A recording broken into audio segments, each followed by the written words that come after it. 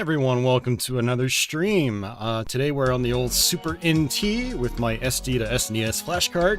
We're going to be playing a couple of the NES to SNES Infidelity conversions. Last week we actually played through his port of The Legend of Zelda, which had MSU-1 support, which is basically a form of replicating the mostly non-existent Super Nintendo CD-ROM, that thing that never came out. And so we get some nice perks like CD audio, and as you saw there in the very beginning, a little bit of full motion video and stuff like that. So yeah, we have 3 games on the docket tonight. We have Mega Man 2, as you can see here, and we have Contra, which is actually the Japanese version. So we're going to get to see those introduction and intermission sequences and stuff like that. That's not in the North American version, along with some extra animation and stuff like that. And then we're going to finish things off with Mega Man 3. And depending on the turnout, I mean, maybe you guys can convince me into, say, firing up Mega Man 1 or something like that afterwards. But we'll see how I feel after all these games. This will be a few hour long stream, most likely. Mega Man 2 will probably take us about 45 minutes to go through. Contra will take us like 20 minutes. And then Mega Man 3 will probably take us about like an hour and a half or so. Mega Man 3 is a pretty beefy Mega Man game for the era. So, but yeah, all these have slight differences and options. Contra, for instance, has multiple game modes with multiple soundtrack revisions. Like, you've got metal remixes, you've got the original arcade soundtrack you can pick from, and then there's like a special version which has full motion video of like film sequences from, I think Predator is like one of the movies where they got FMV sequences thrown in there, and then they've got music from the films that Contra kind of knocked off back in the day. But yeah, so there's a lot of different variations on these, and then some of these also bring different quality of life improvements to the table. Like, you might be able to switch weapons with L and R in this. I don't remember. I remember in Mega Man 3 when I tried that last week, you could not, but I felt like in some of these Mega Mans you could, so we're gonna just kind of roll with it and just, like, you know, toy around with it and then go through the game, and you know, I'll try to point out some of the quality of life improvements as we play. Lack of flicker, or high reduction flicker, I should say, as well as lack of slowdown is another big quality of life improvement in all these. So, but yeah, should be a good time. Also, just playing these games with the Super Nintendo controller just feels right. You know, I love the NES controller, but man, it eats into my hands, and you know, my aging old man hands aren't what they used to be, and so being able to play these with the Super Nintendo controller is also really, really nice as well. So, Mega Man 2 here with the MSU-1 soundtrack. It actually, as you can see on the introduction screen before this kicks in, this is actually using the Rockman 2 PS1 remake music. So a lot of those Rockman collections on the PlayStation had their own unique soundtracks. Wait, did Mega Man 2 even have an optional arranged soundtrack in that? Now I'm confused. I thought it was only 4 and on, but maybe I'm mistaken. I don't know. I'm probably mistaken. I'm getting old and senile, so... But what's going on, everybody? Hope you're all doing well. I see Saikazu, aka Adams, out there. I see Jason Scott. Welcome back, Jason. Don, welcome back, Don. I see Ben. Welcome back, Ben. Office. Liberal Arts Guy. And it looks like that's everybody so far. I'm sure we'll get more people trickling in. It's a Saturday night as of doing this, about 8:30 p.m. on a Saturday night. And, yeah, should be fun. Alright, let's go ahead and hit that start button and play some Mega Man 2.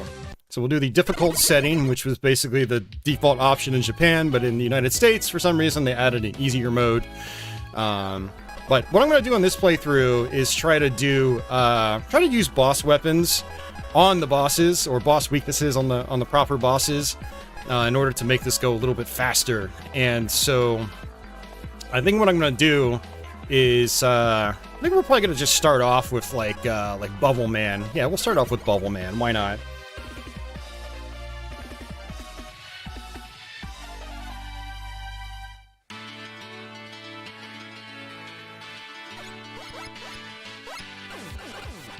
Now, the sound effects are going to be a little bit quiet, and I think that's actually a problem on my end. I'm actually using my Super NT, and I think there might be a system setting to adjust like volume level mixing for things like MSU-1 or like the Super FX or something like that, or even the Super Game Boy. So I meant to actually tweak with that before doing the stream, but I think it'll be fine overall. It's not really a big deal.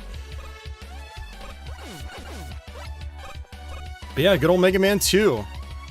I mean, as you can see, like, there was barely any slowdown on that part right there. Like, this part usually slows down, like, a ton. And there's usually a lot of flicker as well. So, it's kind of nice. Hey, Barone, what's going on? Barone says Rockman Complete Works had arranged soundtracks for Mega Man's 1 through 6. That's weird. I thought it was only 4 through 6. See, now I gotta pick those up again. I used to have a bunch of them, but I feel like, well, they are completely in Japanese on the menus, so maybe I just couldn't figure out how to use... Oh, why did I do that? Why did I jump? Maybe I just couldn't figure out how to activate the rearranged soundtracks. Yeah, I would definitely like to pick those up again.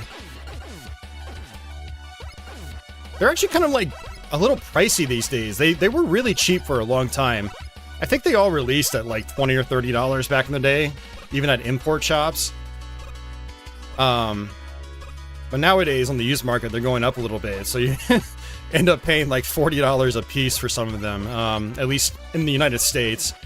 Bet you they're probably still pretty affordable in Japan, relatively speaking. I mean, $40 isn't that bad, but when you already own all 6 Mega Mans on the original hardware, man, there's still a lot of flicker right here.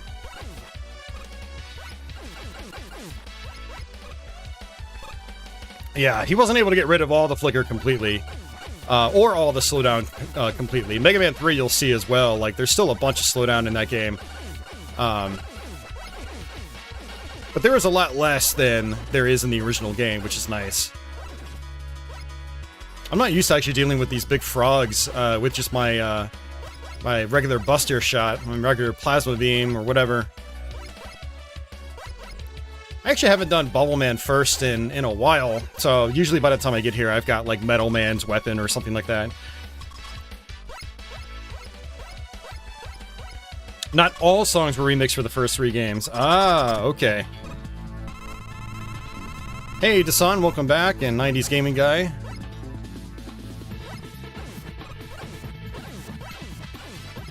Well, that explains why, you know, so on the introduction to this, when we first fired up the stream, it mentioned that some of the music was done by a composer named Random, I guess. And so that explains why not, you know, every tune is from the PlayStation game.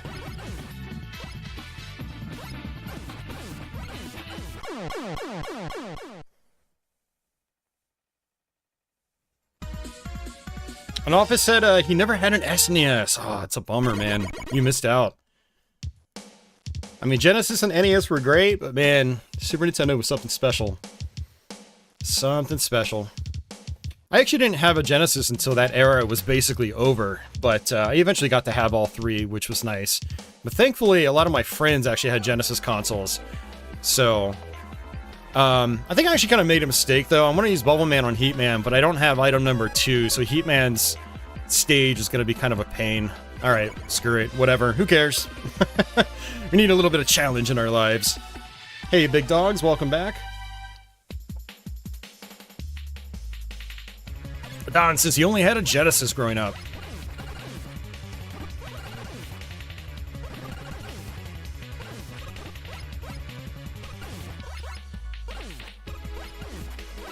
He-Man's level is like probably one of the like best looking levels in like an NES game.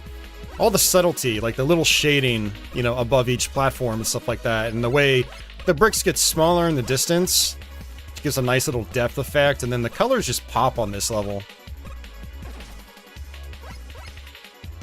I've heard a lot of complaints about Mega Man 2 lately, like it's so overhyped, but it's like, I don't know, man. Every time I look at it, I'm just like flabbergasted at the attention to detail and the visuals and whatnot. It's just good stuff.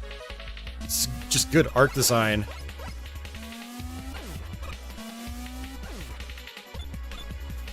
Mega Man 2 is one of those games that I feel like it's held on a pedestal for good reason.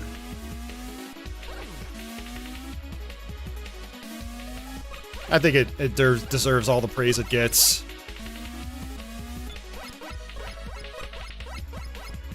You know, there are some games out there that are generally seen as good for a reason, or classics for a reason.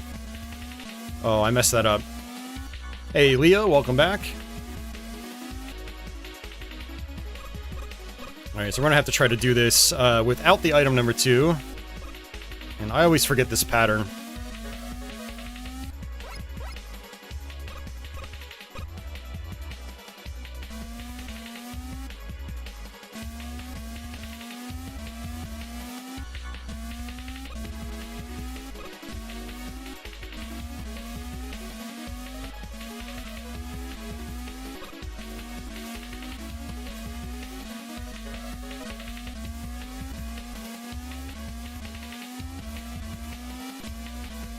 Oh, that part always gets me.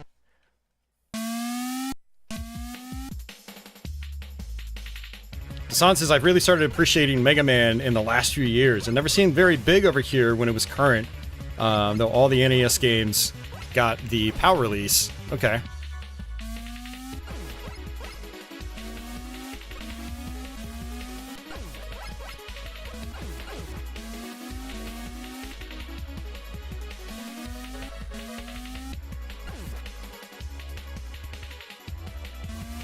Yeah, Mega Man was actually one of the, like, the biggest franchises for me growing up. It was Super Mario Brothers, Mega Man, Castlevania,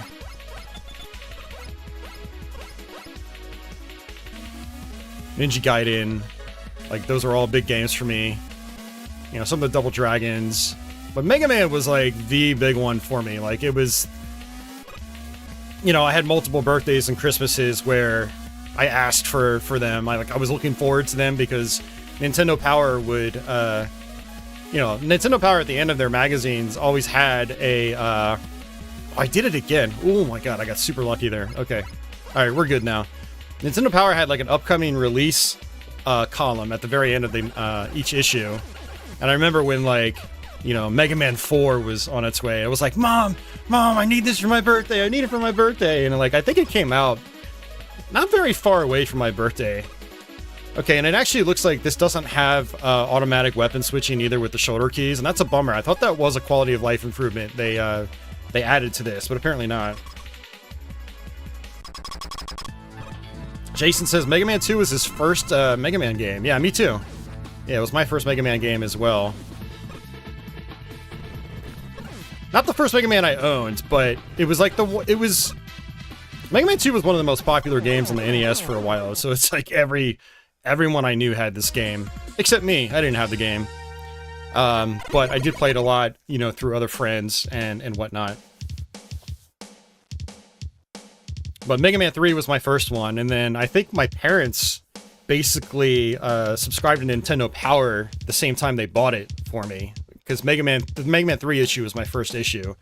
I think I got it at the exact same time as I got the game for Christmas.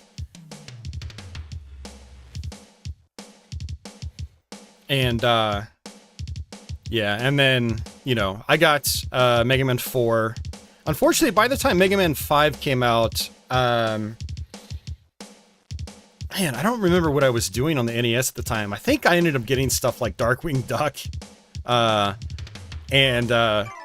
yeah, because it wasn't until Christmas '93 that I got a Super NES.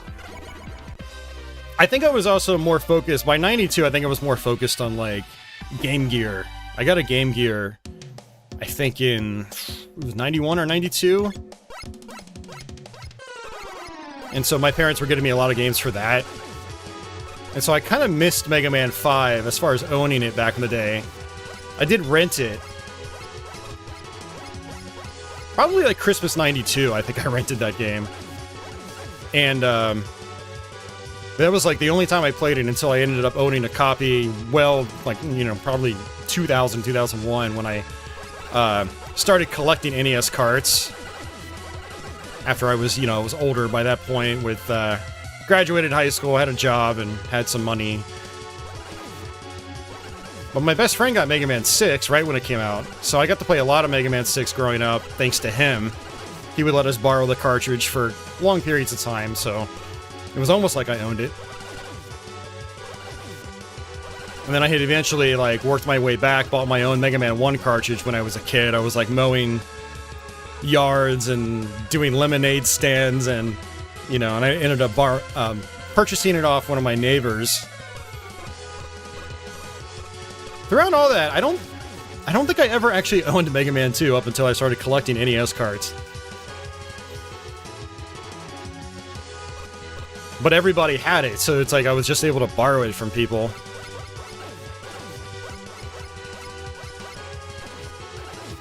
Yeah, Mega Man was a kind of a big thing for me growing up. All the way up through Mega Man 6.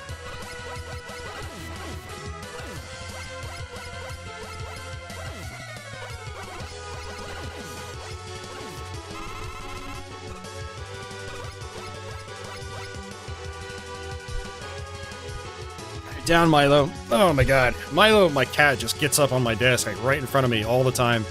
He's so stubborn.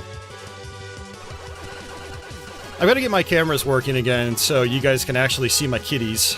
I haven't been able to show them off on stream in a while, unfortunately. My Razer Kiyo camera just bit the dust. And my Logitech webcam I have up is just kind of terrible, so I just don't like to use it. And then my actual camcorder, I did a unboxing video a couple weeks ago of the Evercade stuff that Barone sent me. And, like, it was just acting up and glitching out like crazy, so I need to troubleshoot that. I think the camera might just be dying on me at this point, because I've had it for almost 10 years now, so... Alright, so with Woodman we can just charge up. Boom, just like that.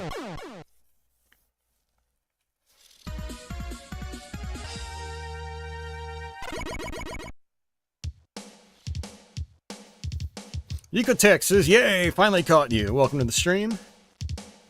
New Moon Legacy says, never finish that lava without the jet, and I never finish a Tootsie Pop without my hat goes off to you.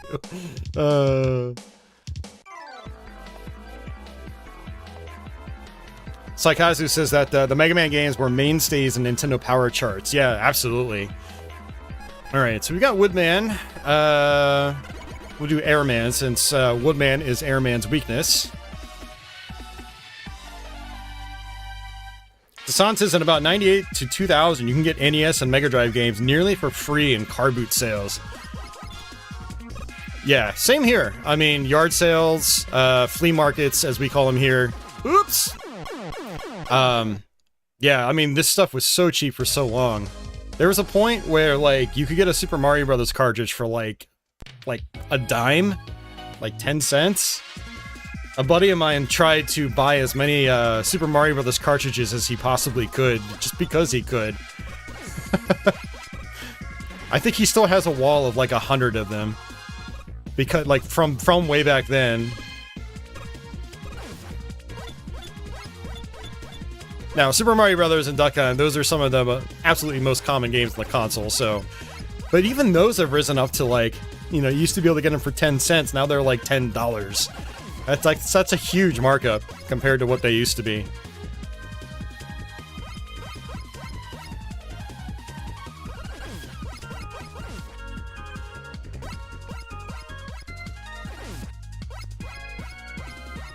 It is honestly kind of crazy to me how things have come full circle. I mean, there was that long period of time where a lot of the stuff just wasn't really worth anything, monetarily speaking. But yeah, I guess we're all old and we've got money now, and so a lot of us are getting back into it. I mean, I never really left it. You know, these were always staples of just my life, period. You know, there were times where I had to sell stuff, but I would still play these games via emulation and things like that. And then when I started actually, like, re-obtaining the consoles I used to have, we're going back to, like, 2008, 2009 now, and that was a long time ago. I mean, hell, it's crazy to think about that. When I started, like, repurchasing some of the stuff, like my Sega CD and, the Genesis and 32X and stuff like that, it's been more time since I've done that than it had been like the first time I owned them in the 90s. Like, I think I got the Sega CD in 96 and I ended up selling my original one in like 2006. And now it's been longer than that since I've obtained my second one in 2009. Alright, let's use Woodman here. Here we go.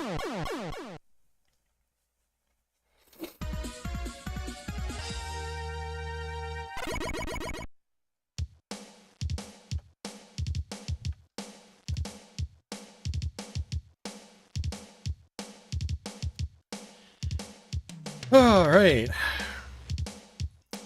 Can you ask how old I am? I am 42. How old are you? I think a lot of us here are actually in our late 30s or early 40s. I think we have a couple 50-somethings that frequent my streams. A lot of us here that watch grew up around the same era, same time frame. It's what we're all nostalgic about. Yucatec is 45, right on. Desan says he just rebought a nice boxed GameCube. Most of the games are still pretty reasonable. I don't know what universe you live in, but goddamn, GameCube is one of those things that's like unobtainium right now, price-wise. It's just, oh man, it must be different over in the UK. Big Dog says he's 58. Desan is 39. Jason says he had to sell most of his games in 2006, and he's 45. Yeah, there was a time where, I don't know, I was in my early 20s, early to mid 20s, I was kind of like regretting just being all in on video games, and I wanted to change hobbies, and so I sold a lot of my stuff. Still kept a lot, but I had also moved out on my own at the same time, and so as the years went on, it's just irresponsible with money, and I had a hard time making ends meet, and so I slowly, over the next couple of years, from 2006 to 2008, I sold everything I had, video game related anyway. I still had my computer, so I would still emulate. Yeah, kind of sucked, but it is what it is, you know, you live and you learn.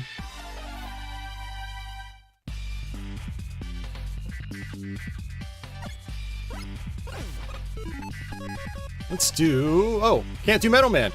I didn't get it yet. Whoops.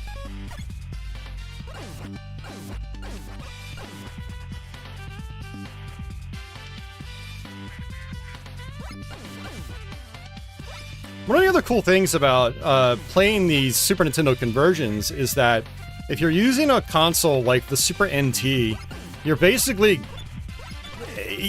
getting like RGB quality on these NES games, which is pretty awesome.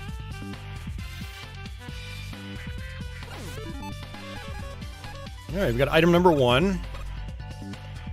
So we can kind of skip through this section a little bit faster.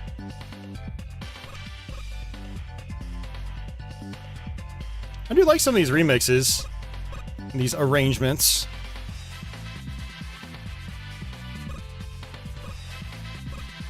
Oh, nice.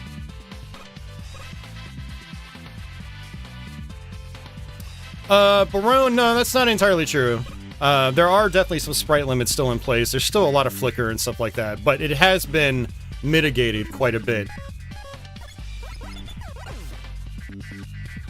It's not completely eradicated, like the flicker. But yeah, lack of slowdown, much less flickering. Yeah, it's definitely, those are huge advantages, for sure. And you get some of the sweet music. I do wish that he implemented switching weapons with the shoulder keys.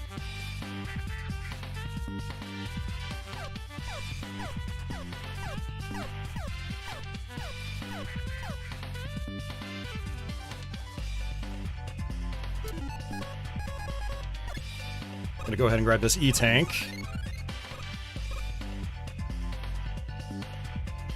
'90s Gaming Guy says GameCube and Saturn are no doubt expensive now. Yeah. Every platform's got a lot of expensive games. It's, you know, even the most popular platforms. But there are some systems in particular, some of the underdogs, where the library is just kind of like jumped up in price like significantly. GameCube, you can still get some like multi-platform stuff pretty affordably, but you know, you want the exclusives, and you're gonna start paying up.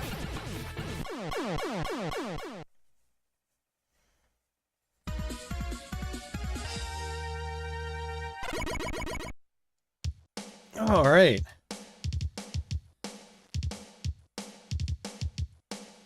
Oh no, 90s gaming guy. If you have a lot of different consoles, it's impossible to just buy 50 games. Seriously, it's yeah. All right, I guess we're gonna do Metal Man. I mean, I've got, I think, upwards of like 3 dozen consoles now. And if I limited myself to only having 50 games, like, that would be a miracle. Now, granted, I do have flash carts and optical drive emulators and stuff like that, but...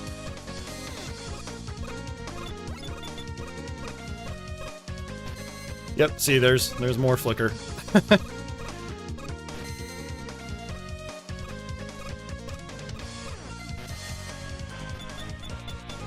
But I just can't, I don't know. It's like, even when I have flash cards, I still have to have at least a handful of games for a specific console. And I do have consoles in particular that I like to have more games for than others. Like, years back, probably about close to 4 years now.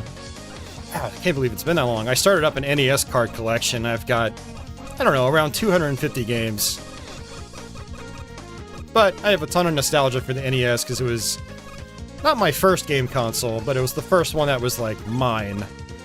You know, and it was the first one with, like, really, I think, complex games that were much deeper than what we got on, like, the Atari 2600.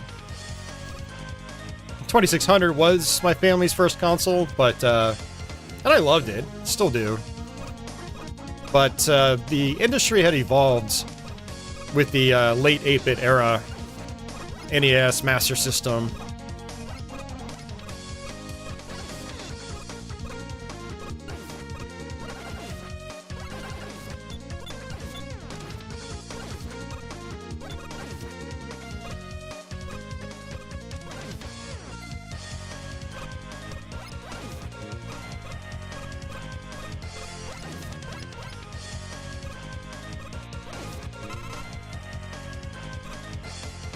Well, let's see.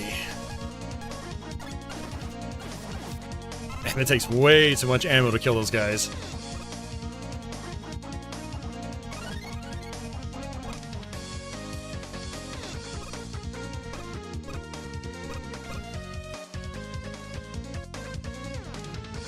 It's just fun, like, being able to mess around with different platforming options in this game.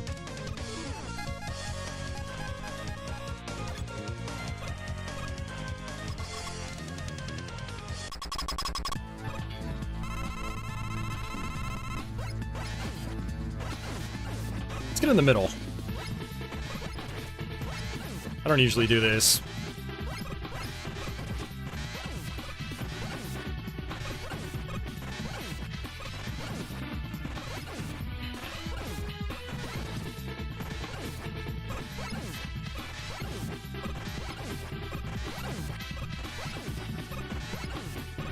I usually just sit on one side of the screen or the other. But a friend showed me this trick a couple years ago. I was like, holy crap, I didn't know you could do that with Metal Man. Again, it's a greater complexity than, like, consoles that came prior. So, it's pretty neat. Yukatex says, my parents didn't believe in gaming consoles. Their thinking was you don't learn anything from it. So his first computer was a C64. First console was a Super Nintendo when he had some money of his own. Yeah, a lot of parents felt that way, like, in the 80s and early 90s. Especially here in, like, the United States. I don't know what it was like elsewhere, but, like, we were, like, kind of like a heavily Christian and Catholic country at that time, like, and they all thought, like, not everyone, but, like, some parents literally thought video games were, like, the devil's work. Like, it's, oh man, it's crazy how things have, like, turned around. I envy kids that actually grew up with video games these days because there's much less stigma attached to them. It's like everybody plays games now. But when we grew up, it's like you were either like a dweeb or you were like going to hell. There wasn't much in between.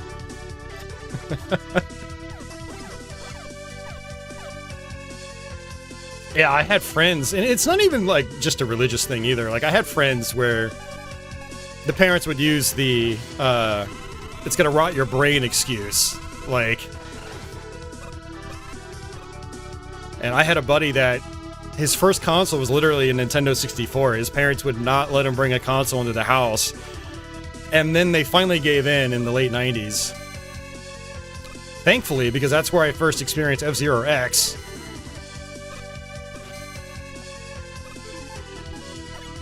And Perfect Dark. And actually, the Namco Museum for N64. All great games.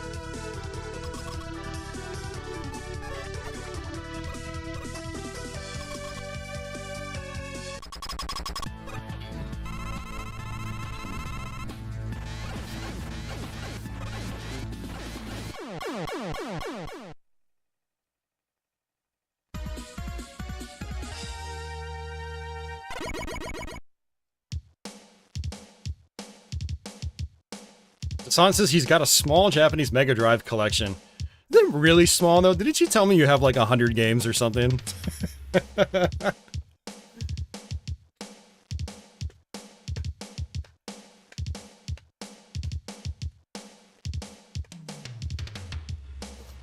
Don says, video games rot the brain! RPGs where you read paragraphs says hello. Right? Exactly.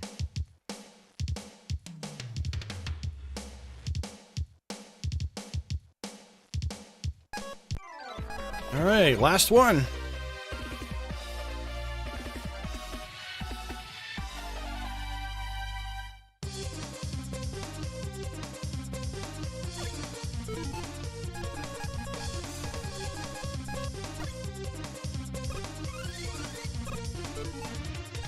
Dasan says his Mega Drive collection is small relative to the rest of his collection.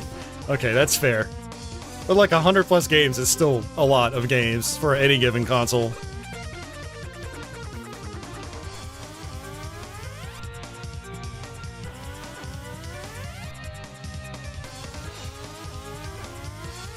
Using those iframes.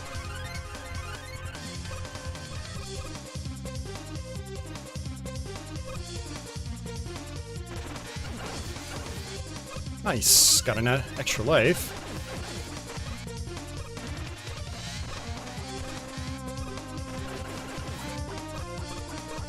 And one of the things I always thought was hilarious about this game, and it's kind of like the developers trolling you, is you can literally hold right forever and not go anywhere, but you wouldn't really know. So you had to actually jump. Some harmless trolling. I like it.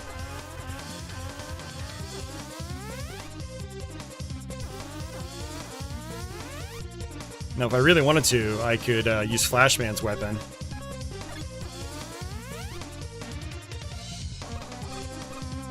I mean, ideally, I'd rather use this on the boss fight, but it's whatever.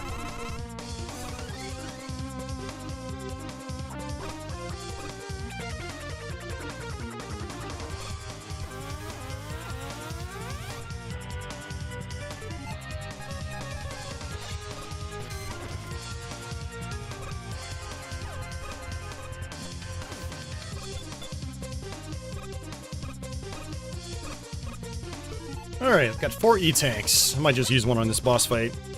Hey, Society, welcome back. Don says, Quick Man, the best, toughest level in the game. Yeah, it's a good tough level.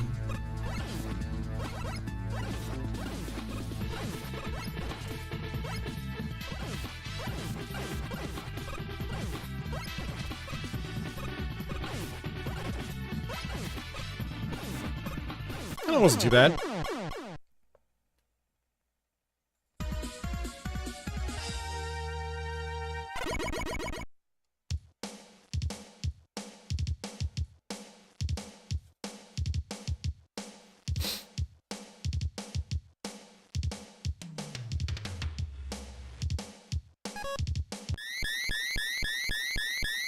Alright, on to the final stages.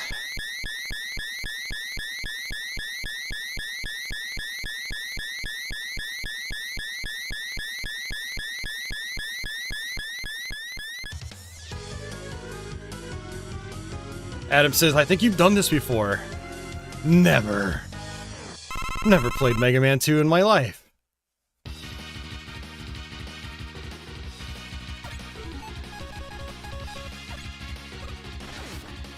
Mega Man 2 is my happy place when it comes to NES games. It's like, it's one of my all-time favorite games. Like, when I fired up the stream tonight and I had the title screen going, I was just like smiling. Like, this game makes me feel happy.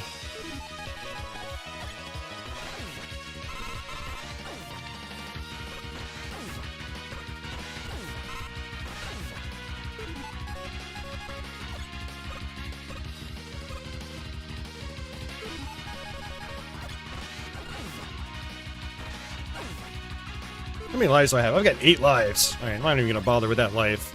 Not gonna need it. Hey, Banu Black, welcome back.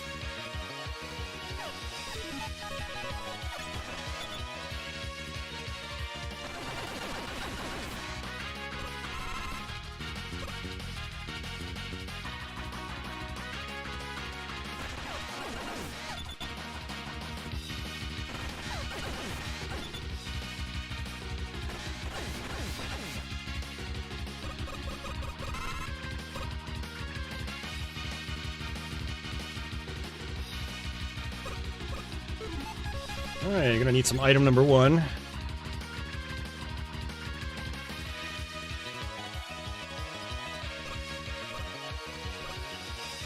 Oh, that's not good. Okay.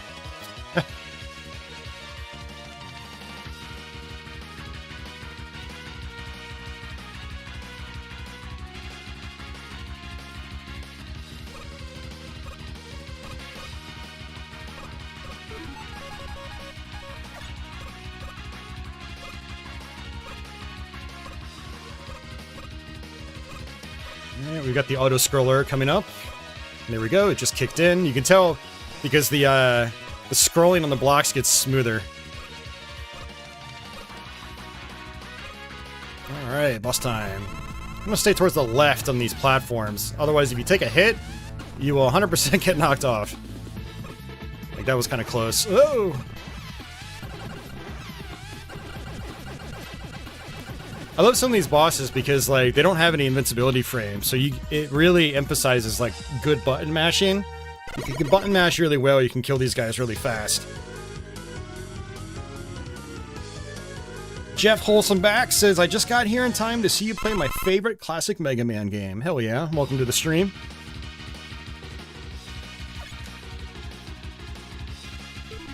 Alright. Let's do item number 3. And then we'll switch over to item number 1.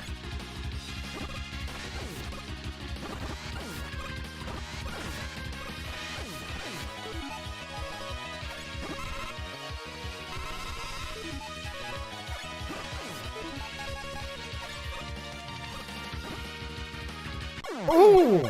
Okay. I guess the collision box for that wall was a little bit lower than I was anticipating. I actually might need to grind out for some energy now. I don't know if that's going to be enough to get me all the way across. Should be, but I don't know. Should probably just play it safe.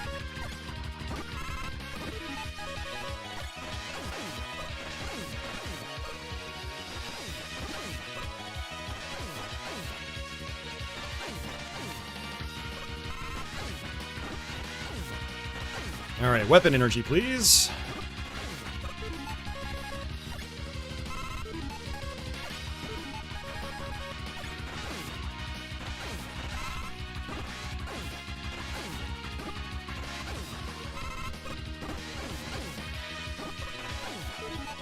Nice, try this again. I think that's the first time that's ever happened to me. Okay, yeah, I would have had enough.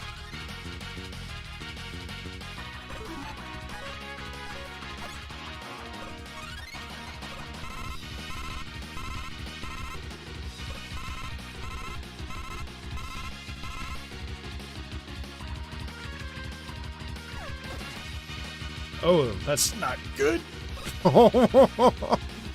I was not expecting to get hit by that guy. Alright, I like to use Woodman's weapon here.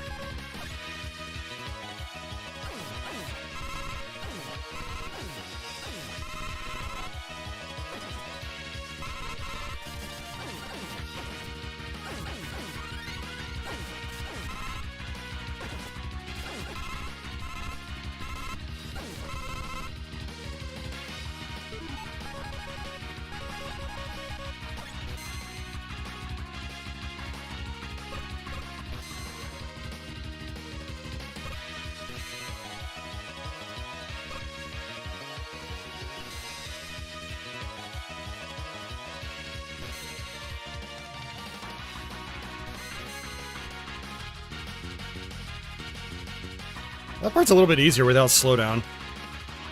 Usually I get hit by those two crushers.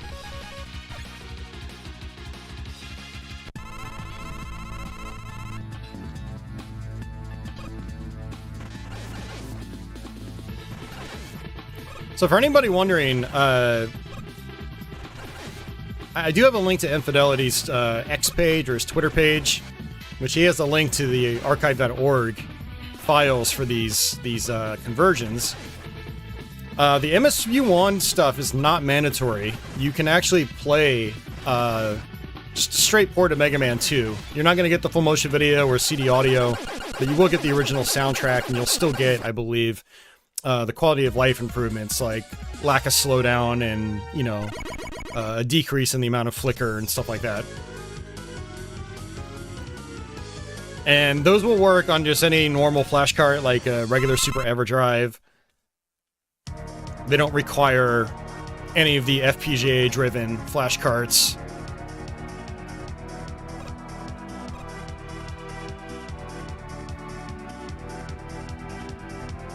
Let me check my items. Yeah, I'm fine. Okay.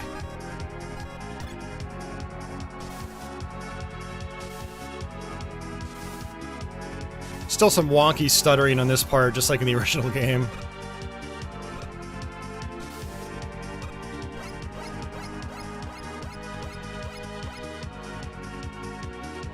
But yeah, I wanted to throw that out there because there was the comment of, you know, some people prefer the original NES soundtrack. And I don't blame them. I prefer the NES soundtrack as well, but for the purpose of this stream, I wanted to show off, you know, the added features that you don't get on the original NES version.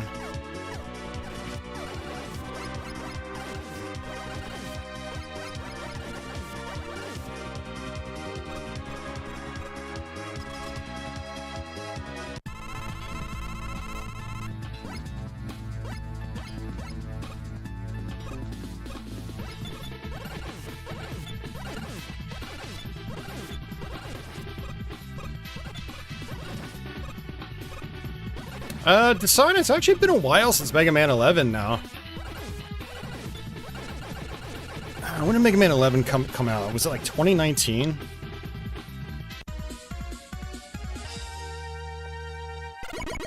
Ooh, 2018. Holy crap, it's been 6 years now already.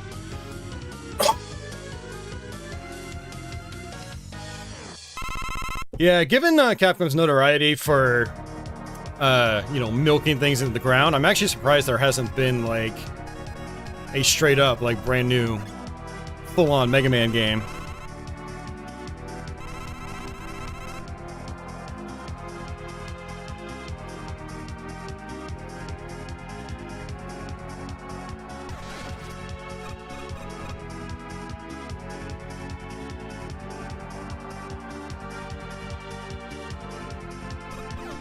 I mean, it just doesn't feel like it's been that long, though, because, you know, we're all getting older and time's flying a lot faster. Like, it doesn't feel like it's been 6 years since Mega Man 11 first came out. It's a good game, though. Like, I need to go back and try to relearn it. I know I say that, like, every year.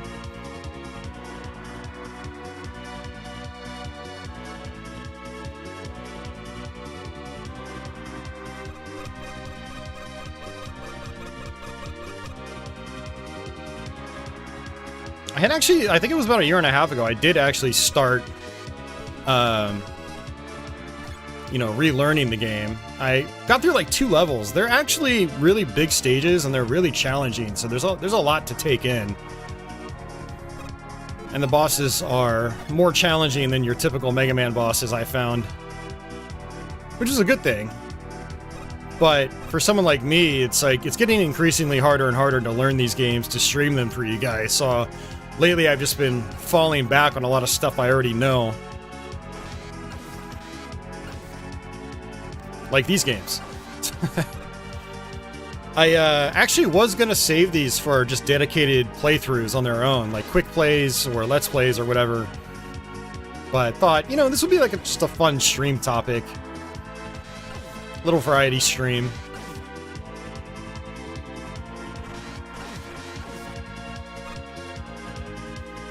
Hey Kyle, welcome back.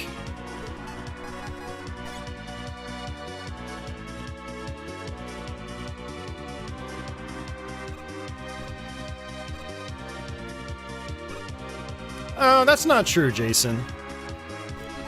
Street Fighter is definitely one of their bigger titles, and it's reasonable they focus on it, but I mean, they still do a ton of Resident Evil.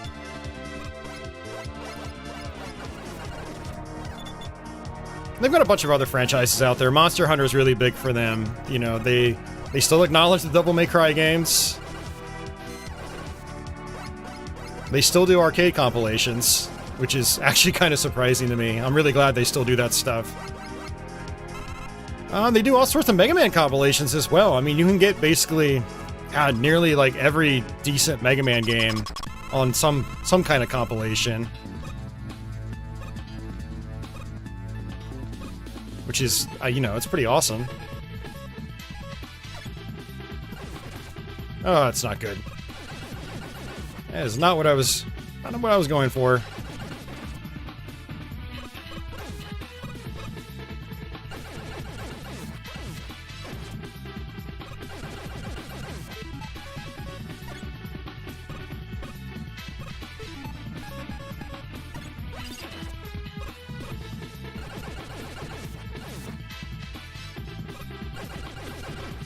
Oh, that was almost a mistake.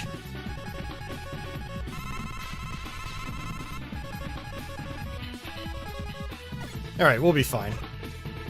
Oops. I think. Yep, we're good.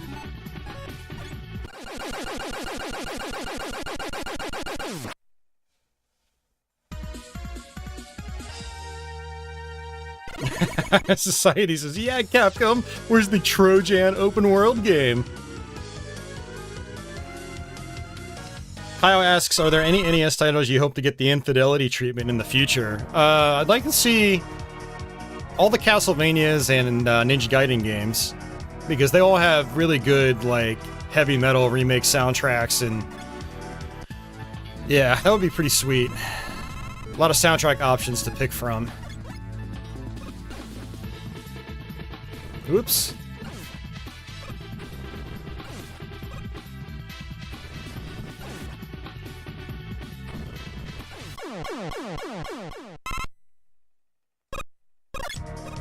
Basically,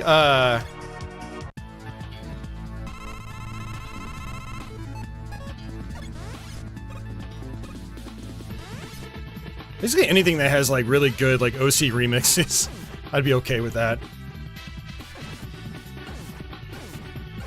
But also games that have, like, a lot of flicker, some slowdown and stuff like that, you know, being able to, you know, fix those issues would be nice. What I like about these conversions is they're not just, they're not frivolous. Like, they have, like, purpose to them. They improve the games. You know, they have a reason to exist. They're not just like, oh, I converted them because I could. It was like, no, I converted them and I improved them, you know, and that creates value, I feel. Like Mega Man 3, the SNES conversion is probably the best way to play that game now. No joke. With like all the added soundtrack options and the lack of slowdown and, you know, flicker reduction and stuff like that. It's really awesome.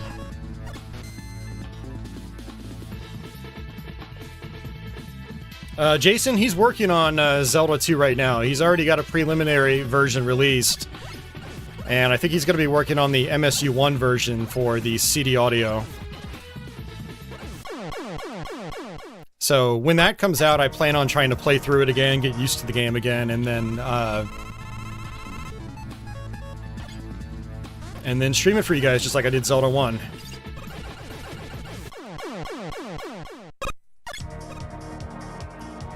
Yeah, no, absolutely, Kyle. I had mentioned that earlier. It's like when you're playing these versions, it's like, especially if you're on something like a Super NT like I am,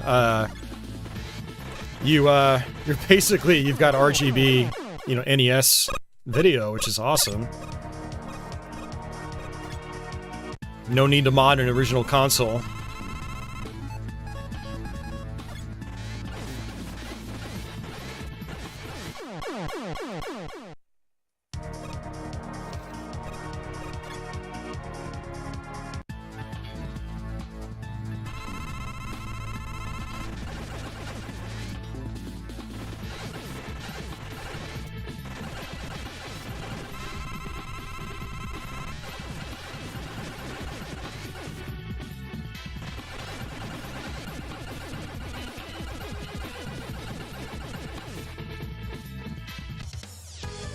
Son says, I actually prefer Zelda 2 to the original. I do too, actually.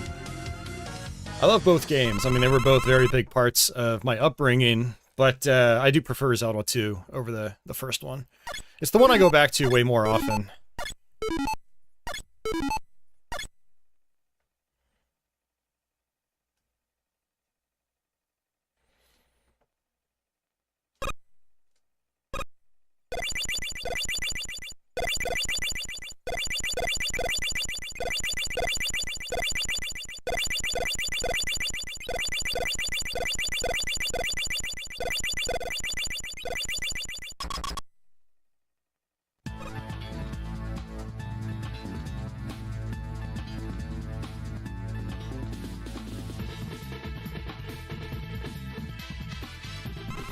Alright, we need to use Bubble Man.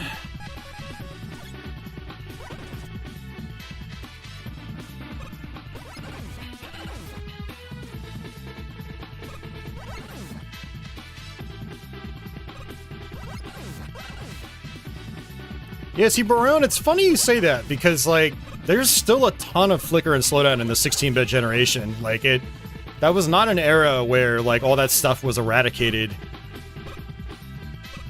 Hell, slowdown in particular wasn't even eradicated until maybe PS2 era, and you still had a lot of games that would still slow down back then. But, I mean, especially if you got, like, flashcards and stuff, you know, for some people it does make accessing these games easier, though. Like, there's still a lot of flicker right there, you can see. There's always been a lot happening on this last screen here. But, there are definitely games with, like, less of it, that's for sure. But it definitely was not eradicated in the 16-bit era. You mostly played the AA, AAA Genesis stuff? All that stuff still has flicker and slowdown. Castlevania Bloodlines, Sonic games, like, don't get me wrong, they were amazing, but I don't think they're as rosy as you make them out to be. Or perfect, I should say.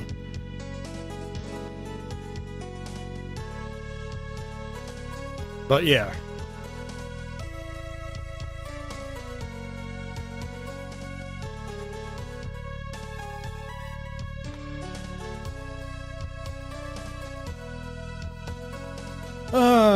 So there's Mega Man 2. Yeah, Thunder Force 4 is slowdown riddled at points. By points, you mean like 90% of the game, right?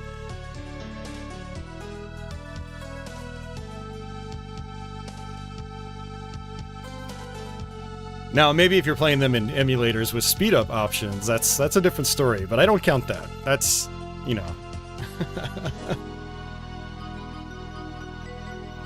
They surely don't crap on themselves like SMS games. I mean, that's the Master System, though. That's like, woof. And what saddens me the most about Master System is I feel like devs just never really were able to grasp the hardware like some of the top-tier NES devs were.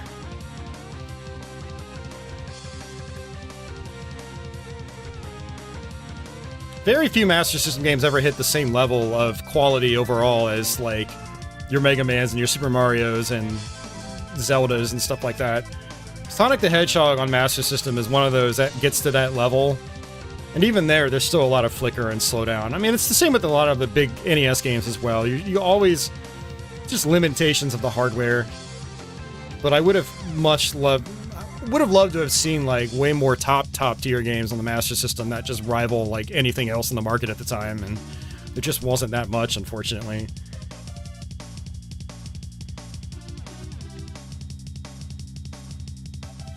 Captain N, I cannot help you there, man. You're the Clay Fighter master, not me.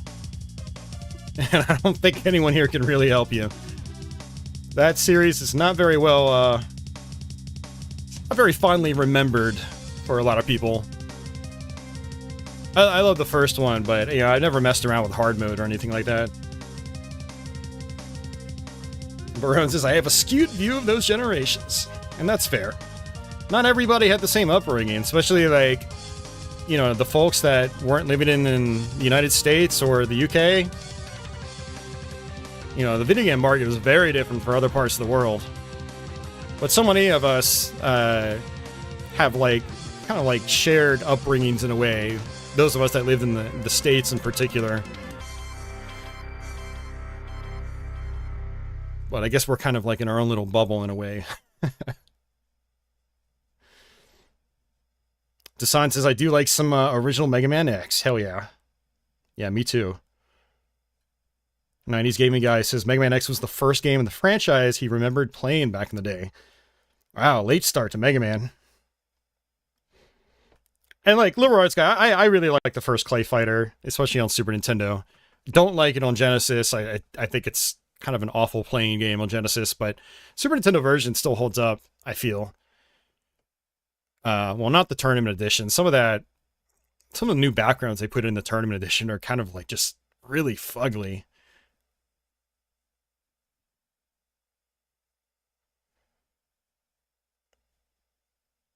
Wait, was my Let's Play on hard mode for Clay Fighter? I mean, it's been years. It's been like 3 or 4 years since I did that playthrough. I don't even remember at this point. But, yeah, I don't have any other tips, man. I can't help you outside of what's in my video. Yeah. Barone says he had a lot of SMS and Mega Drive growing up, little of the other stuff, didn't quite play much of the NES games, but totally understand. Rad Racer looks and plays much better than any other racer he's played on the Master System. Yeah. And that was an early game, too, for NES. That was... yeah. I kind of wish they kept driving games like that going for longer. Rad Racer 2 is interesting, but it's got some pretty terrible AI that makes it not very fun to play, unfortunately, so... But yeah, so we're going to fire up Contra, and this is going to be, again, the Japanese version of the game.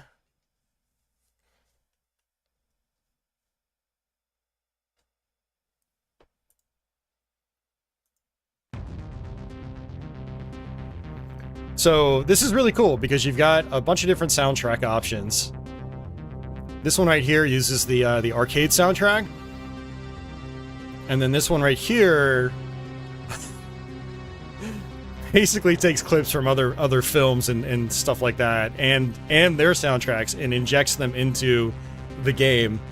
I can't do that on here. I'll probably get copyright claims just for the sound and the video, but it's there if you want to try it someday.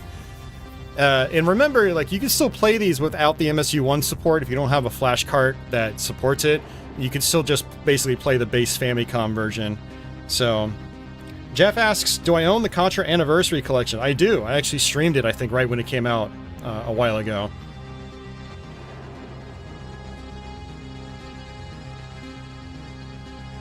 '90s Gaming Guy says, SNES version of Clay Fighter does still hold up well. He has a copy. Alright, so what we're going to do is this first version. And we're going to do I think it's the VGS soundtrack that I liked. The 2A03 is basically a replication of the original, you know, NES/Famicom music. Man, I can't remember which one I liked more.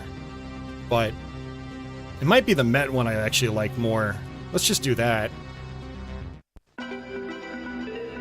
He's got a FMV sequence here from the PlayStation era.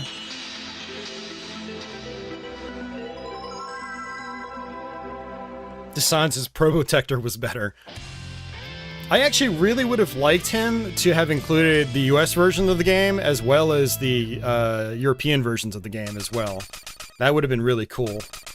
That way you'd have options or ways to access all three on the same ROM, which would be sweet.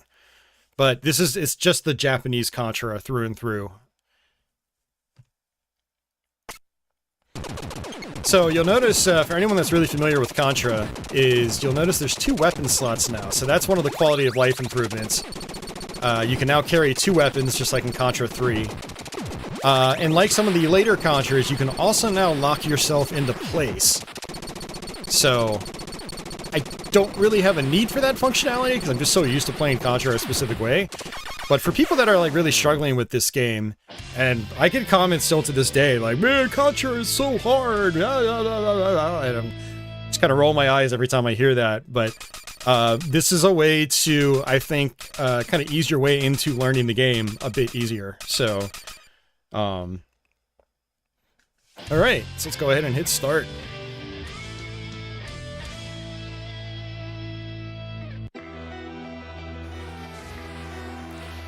Now, I'm like kind of like the opposite mindset of a lot of, you know, current retro gamers out there. It's like, I don't actually really care for the Japanese intermissions and stuff like that. They're not that interesting, and I think it's just added fluff, which hurts the pace of the game. Like, Contra 1 is like a perfectly paced game. Like, you cannot do any better than Contra 1, in my opinion. It's just, start to finish, it flows like flawlessly. And then you add these intermissions in between, and just kills that flow. So, but, you know, some people they're like, oh man, I wish we got this back in the day, and they're just disappointed that we didn't get this. And that's understandable. I think the actual reason for us not getting some of these Japanese accurate versions of these games, like Contra and Castlevania 3, was that in Japan, Konami was allowed to manufacture their own processors for inclusion in these cartridges, whereas in North America, like, all that was like under Nintendo, and Nintendo didn't allow that, from what I understand. And so this game uses a custom Konami processor for all this extra, like, animation and intermissions and stuff like that. And same with Castlevania 3, you know, Castlevania 3 sound chip, for instance. But it wasn't just like, you know, Konami was trying to save a buck or something like that. It was just Nintendo policy didn't allow it. So they basically had to change it in order to release the game stateside. I'm trying to remember if Gradius 2 used something like that. If it did, that's probably why we ended up not getting the game, but actually, I don't know. I'm going to have to look into that. I don't remember if Gradius 2 actually uses any, like, special processors. Alright, so I'm going to hit X to switch weapons. Now I've got fire and spread, which is pretty sweet. And if I hold the R button, I can lock into place and just shoot upwards or diagonally, and diagonally down forward, which is nice. Not straight down, unfortunately. You still have to jump and attack downwards to do that.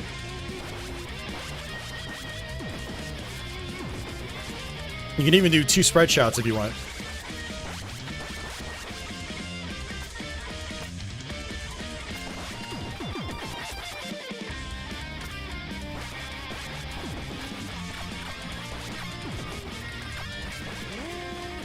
Yeah, so basically what allowing you to have, you know, multiple weapons in your inventory at once does is, you know, if I die and I lose my spread shot, well, I can just switch over to the other spread shot.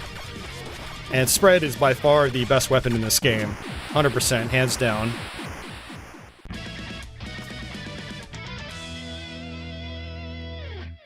Barone says, these idiots you talk about whining about Contra difficulty and craving for intermission screens, he identifies himself with them. Hey, MD Mister, what's going on?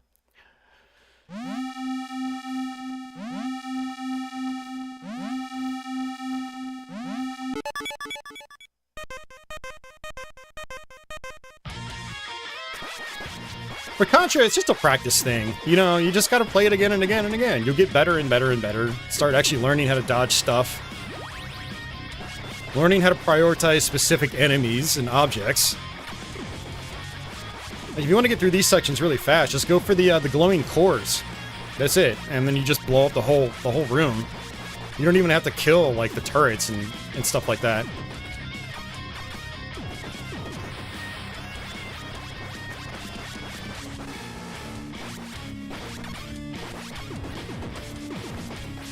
Also being patient, like I didn't get up there. If I got up, I would have got hit by that bullet.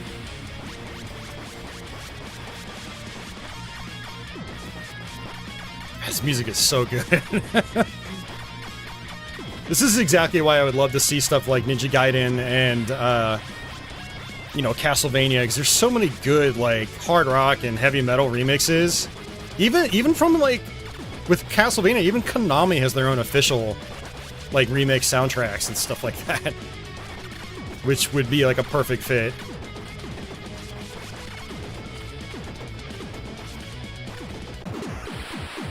Yeah, and there's basically 2 different, like, metal soundtracks on this. For shame, Leo. You need to just bring your kitten into the, wherever you watch streams at. So you can watch and play with your kitten at the same time.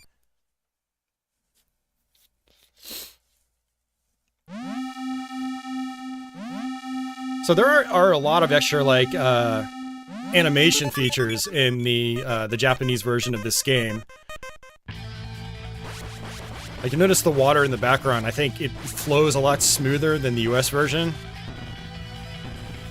Once we get to the snowy level, you'll notice, like, all sorts of snow effects, and you'll also notice, at some points, the trees, like, you know, bowing in the wind, which is really cool.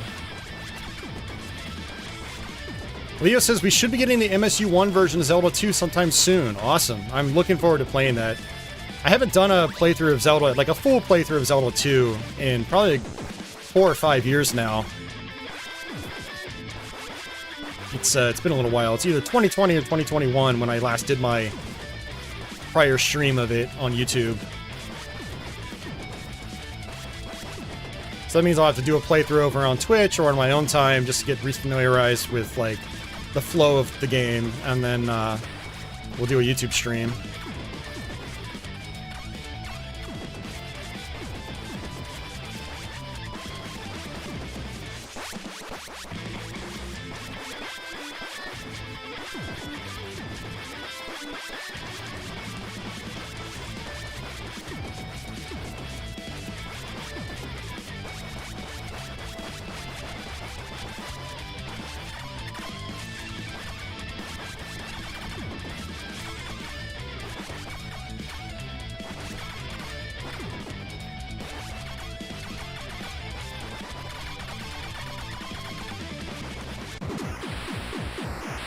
There we go.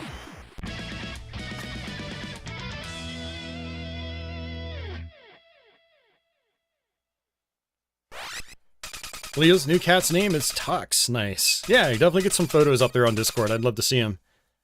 Hey, Gimpler, welcome back.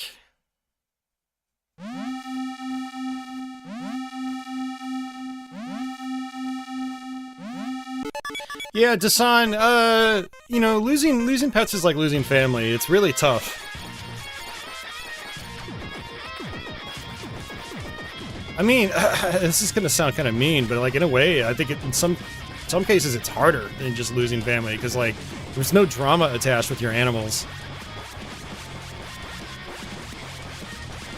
It's like they love unconditionally, and you know they're always there for you.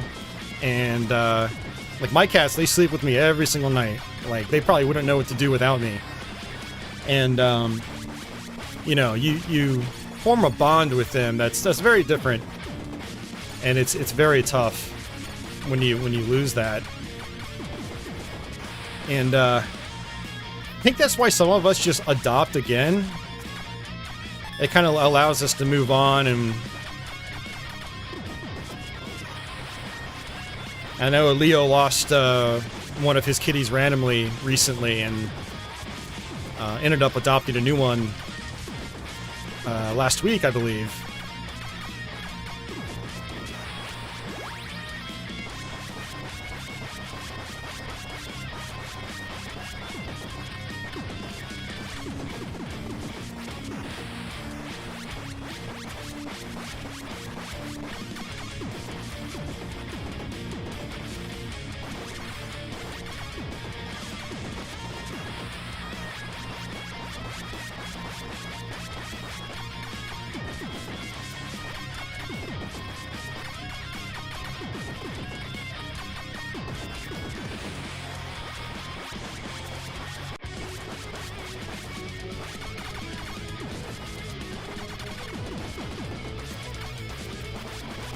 I like to go for these turrets first, because once you destroy all 3 cores, the main boss appears, and you don't want the turrets shooting at you while you've got to deal with the boss as well.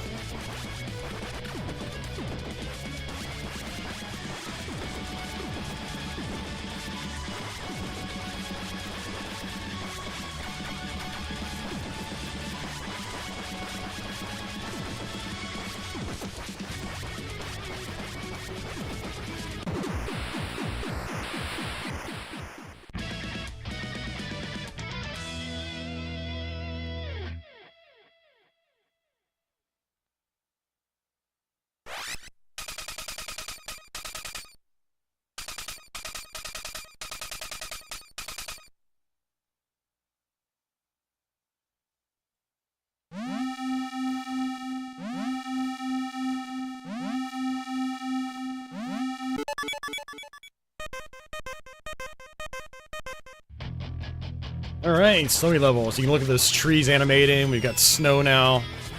It's pretty cool.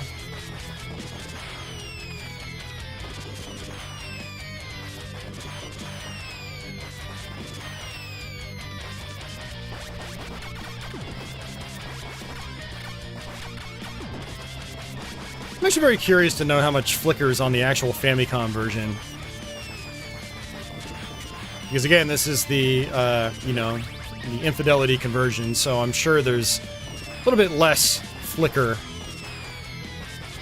than previously.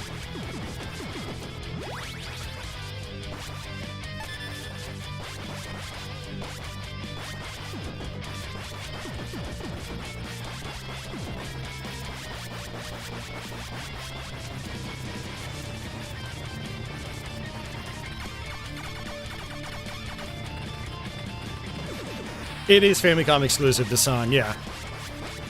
Yeah, there's a lot of animations in the Japanese version that aren't in the American version. Or Western versions in general, like Probotector. First level has some of the same stuff. It's got some trees blowing.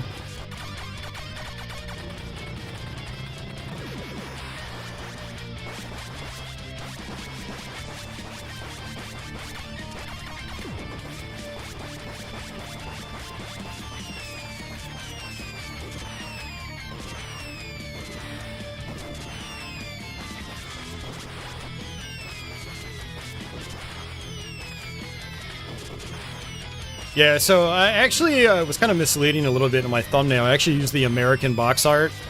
The reason for that is the Japanese box art, it's got a totally different aspect ratio. I was too lazy to spend time photoshopping it in. It just, having the 3 vertically oriented boxes for the US releases just made it easier on me. So, but this is the Japanese version of Contra. It's not the American one.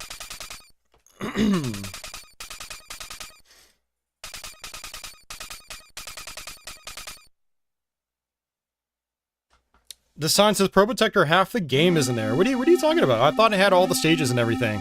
You were just playing as a robot. Destroying some other robots. Like, and I'm talking compared to the American version, not the Japanese one.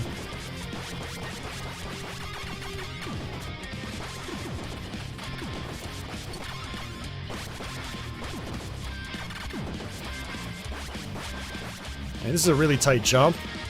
Okay, got it.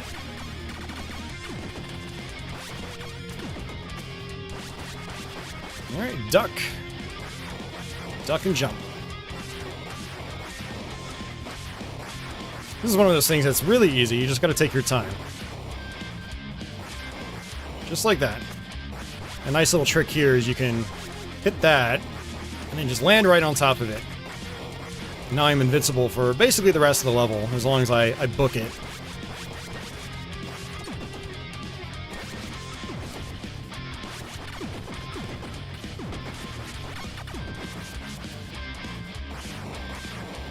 Alright, boss time.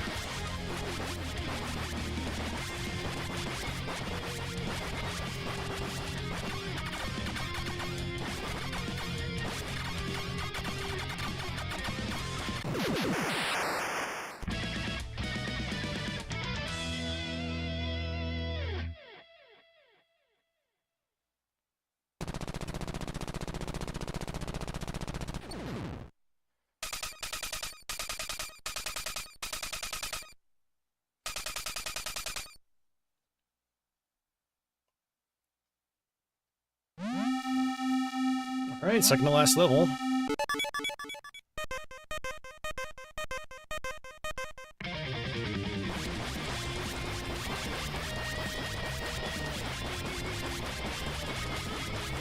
Yeah, what I absolutely love about the spread shot in both arcade and NES Contra is that you can kind of just like pump it, and you eventually get it into more of like a forward-facing,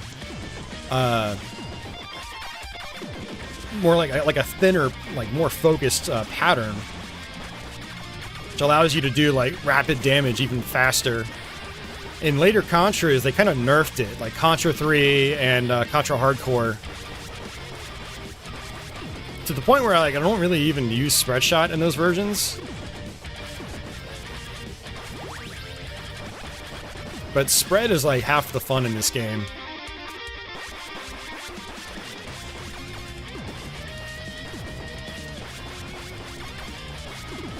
I always like taking this top route, and that is a... one of these is a spread shot. I think it's the bottom one, yeah.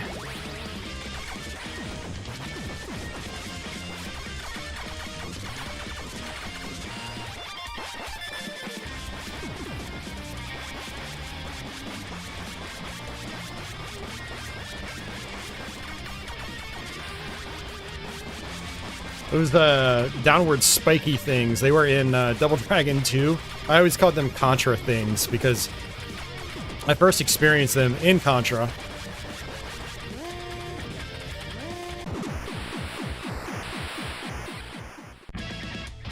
Desanya, Contra Hardcore, it's all memorization, man. There's not really a lot of like improvisation you do in that game. It's basically finding specific strategies on specific sections and specific boss fights, and then just playing to that every time you play the game, and that's it.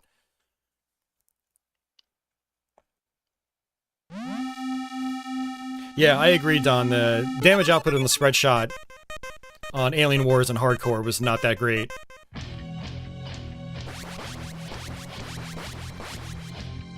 Yeah, so this pulsating background, also not in the American version.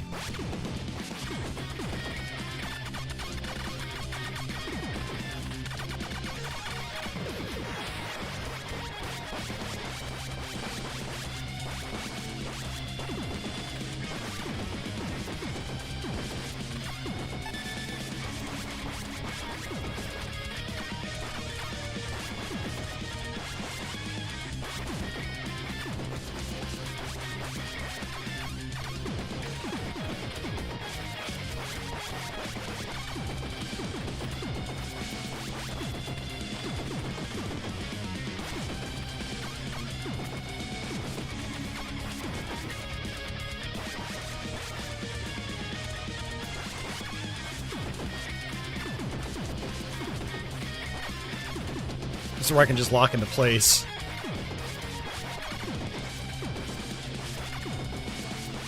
So if you have the spread shot here, you can just kind of sit back.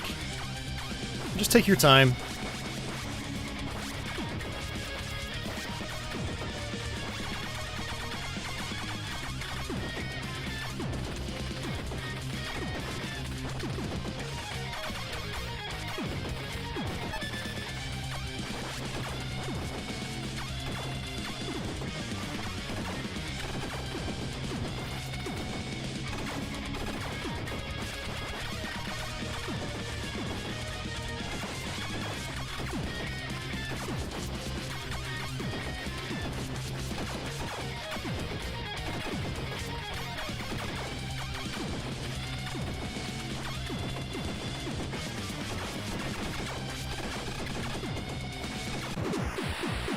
I think we got a one life clear on that.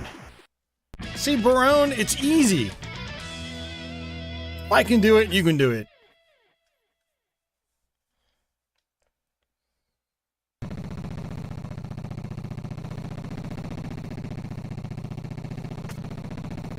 Leo says it looks like it did enjoy a Wii U Virtual Console release, so I bet it's on your Japanese Wii U. No, it's not. Actually, the Japanese Wii U I had with all the, you know, Virtual Console games, I actually traded it to a friend.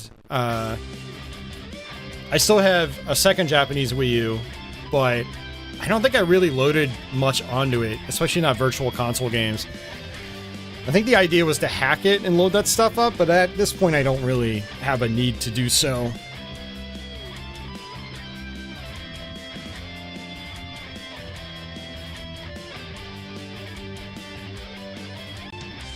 And don't get me wrong, this does get much more challenging when you loop it. It starts introducing a lot more enemies, and enemies start taking a lot more damage. So once you get to like the big alien head at the end, if you die, it's very, very difficult to pass it without dying a bunch of other times. So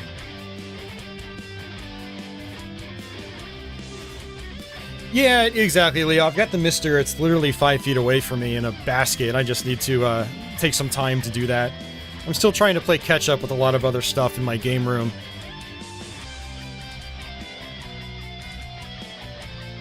And it's been very slow coming.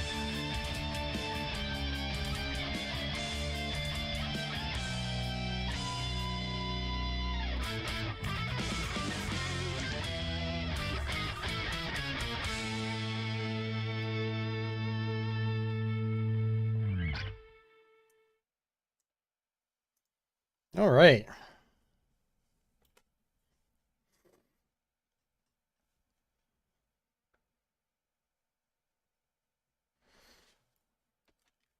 All right, so the last game on the docket tonight was going to be Mega Man 3.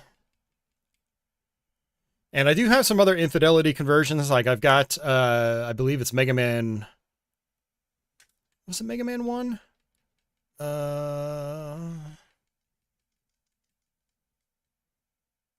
I thought I had Mega Man 1 on here, but yeah, I do. Mega Man 1, Mega Man 4.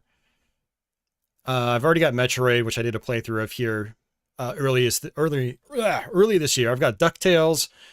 I don't want to do DuckTales because I'd probably get copyright claimed on that. I think there's a lot of licensed music on that version and some licensed FMV. But, and of course we did Legend of Zelda last week as well. So the only other one I would really do tonight, if you guys wanted to keep me streaming for a little bit longer, is, you know, Mega Man 1 after Part 3, but we're just going to roll with Part 3 for now.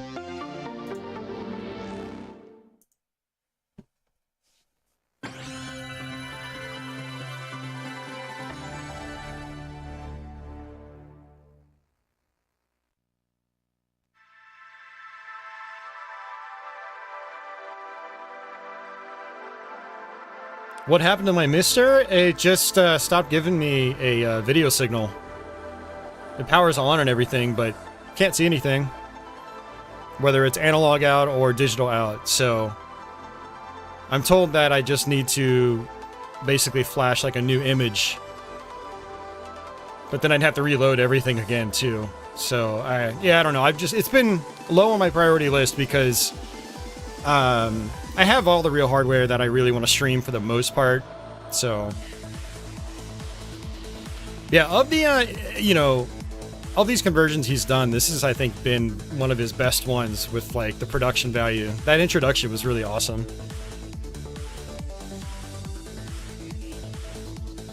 Dasan says, Nintendo are having a crackdown on ROM sites again, so do it sooner rather than later. I don't... all this stuff is like on archive.org. You don't even need to use like traditional ROM sites anymore for a lot of this stuff. So I wouldn't really worry about that. And I've already got Nintendo's stuff on various flashcards, and you know, it's not a big deal. So I'm not worried about that. All right, so guitar playthrough. That's probably what we'll end up doing. These are basically just different soundtrack options. You can do the Wily Wars option, which is, the Mega Man 3 Wily Wars soundtrack is okay. Mega Man 1 and 2, I think, were done a little bit better in the Wily Wars. Mega Man 3 sounded a little flat compared to the first two, less bouncy.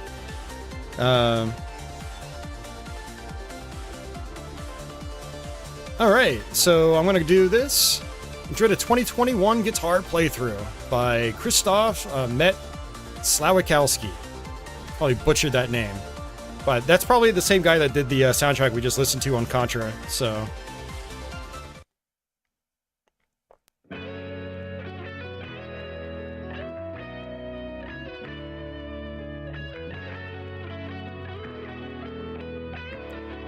Yeah, Mega Man 3 is probably, of all the Mega Mans he can convert to SNES, like Mega Man 3 was the one to benefit the most from a conversion because it is infamous for its slowdown and flicker.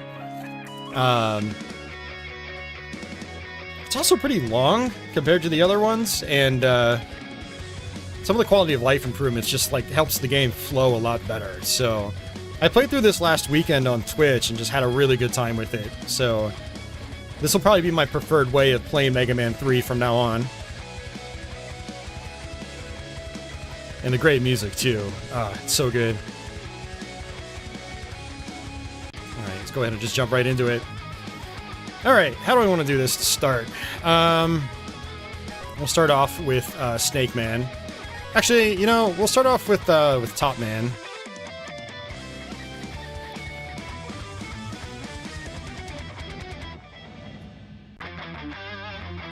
No, Mario, that's not going to be doable if you want the MSU-1 stuff. Or it wouldn't be worth it. You just want to get a flash cart instead. Yeah, look at this. Like, this normally... Now, there is still flicker and slowdown in this version. He wasn't able to eradicate it completely. But it's a whole lot less, and some of these sections just flow way nicer now, and it's so good. And the music is phenomenal as well. And you can use the original NES soundtrack if you want.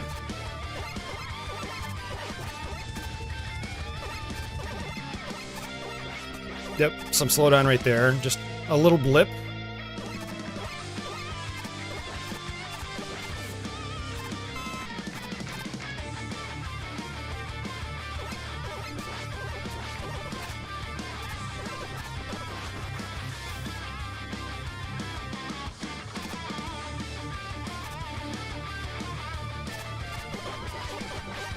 I've always really loved the addition of the slide mechanic in this game. It allowed you to kind of zip through the levels a little bit faster. It was a nice change-up at the time. Before the whole formula started to feel a little too samey.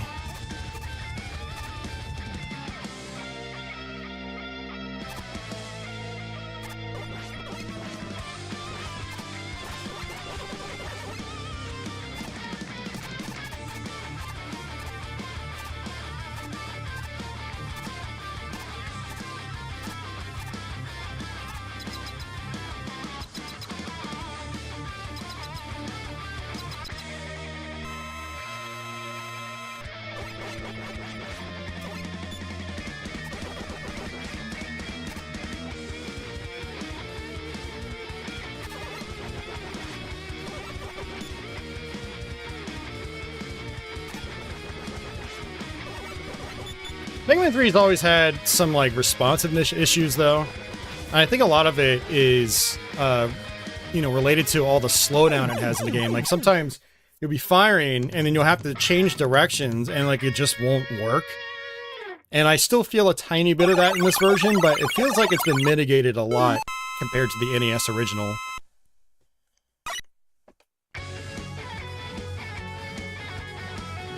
Oh yeah, Leo, I could totally see something like that.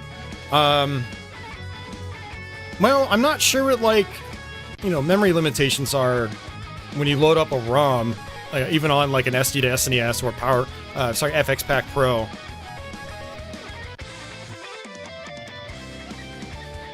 You know, because each of these is anywhere from 200 to 400 megabytes, you know, with all the CD music.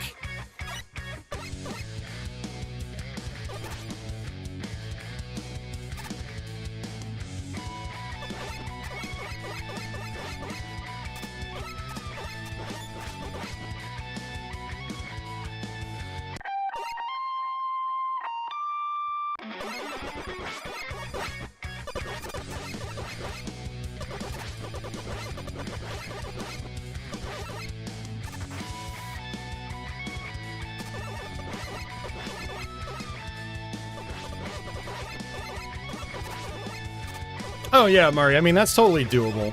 Absolutely. But that kind of, like, yeah, defeats some of the purpose of this. I do like, you know, the additional soundtracks. I feel like if you're playing these without that, There's not as much point to doing it, but, you know, the lack of slowdown is a huge improvement, obviously. But you are only getting, like, kind of half the experience. But maybe that's what some people want, you know? They just want the NES game with some of those issues removed. And I will say, the PlayStation versions of these are kind of that already. Something to keep in mind as well, if you want to play them on other hardware. I actually did a Let's Play of Mega Man 3 via the, you know, Rockman, whatever they called them again over there in Japan. The PS1 version of Rockman 3. And that basically had, like, almost all the slowdown removed as well, so...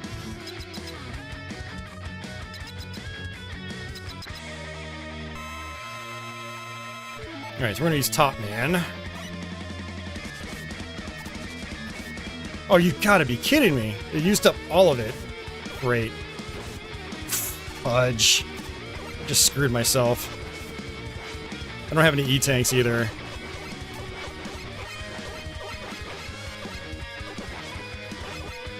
Yep. Oh my god, I gotta do this without any special weapons. I came here because I had Top Man.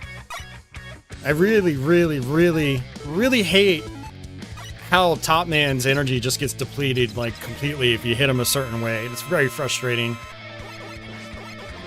This is easily, like, one of the hardest bosses in, like, any 8-bit Mega Man game.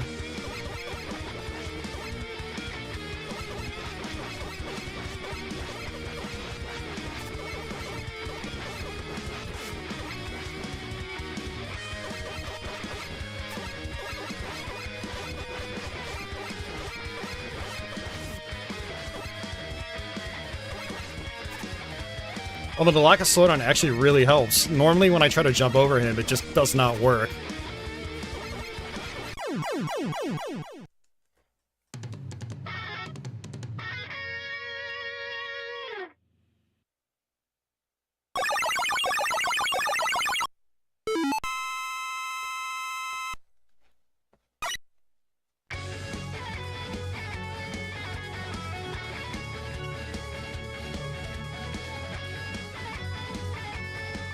We got Shadow Blade and Rush Marine. Alright, well at least we got past that.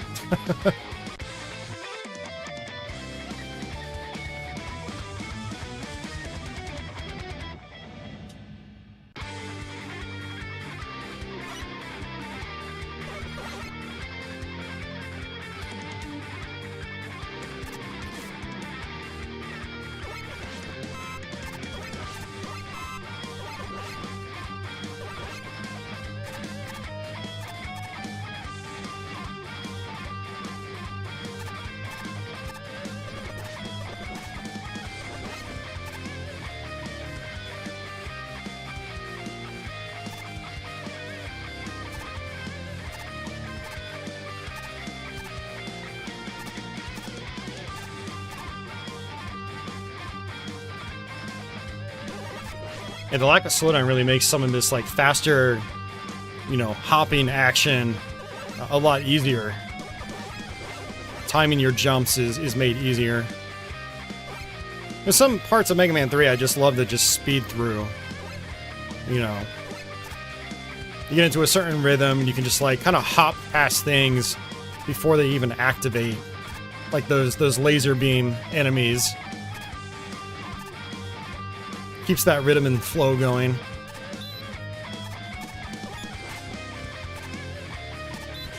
Oh, that's bad.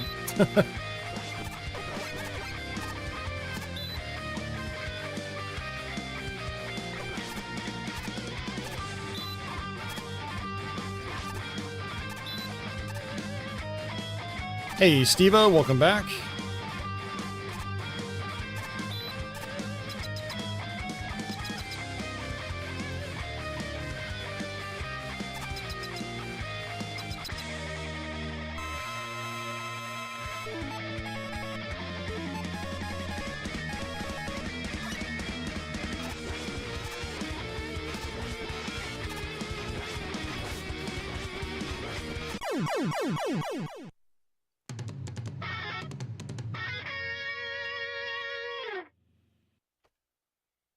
Steve-O says it's like Slash playing guitar in this track.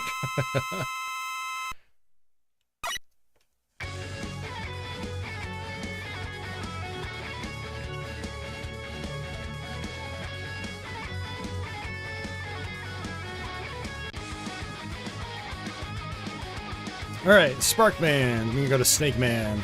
Actually,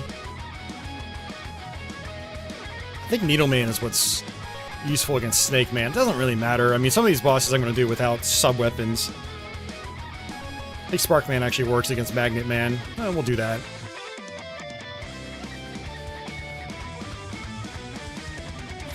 Steve-O, I can't imagine that. It would be terrible. It would be absolutely awful.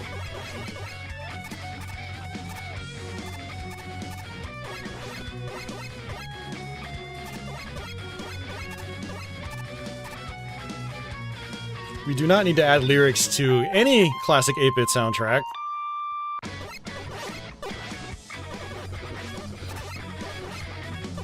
I will never understand that sort of thing.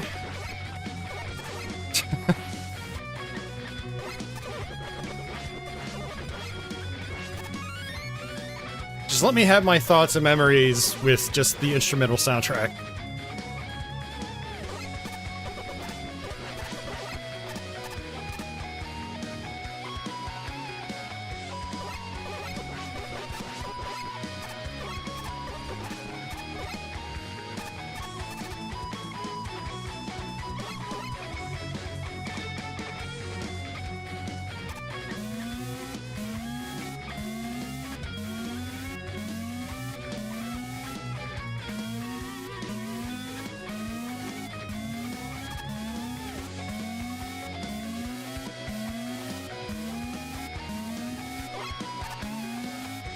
Oops, did not mean to do that.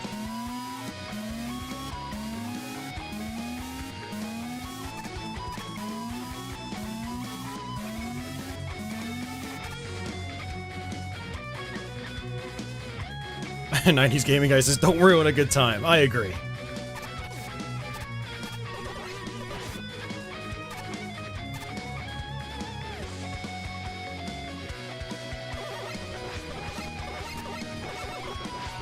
Yeah, Don, I'm very much the same way. I don't really care for lyrics in my video game music.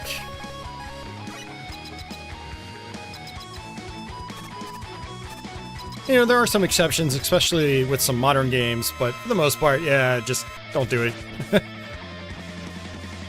I don't need it. Don't want it.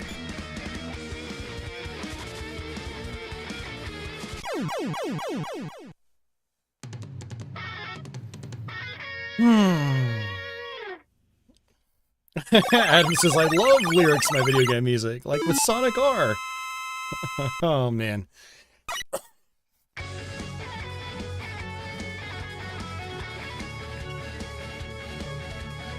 You got Magnet Missile.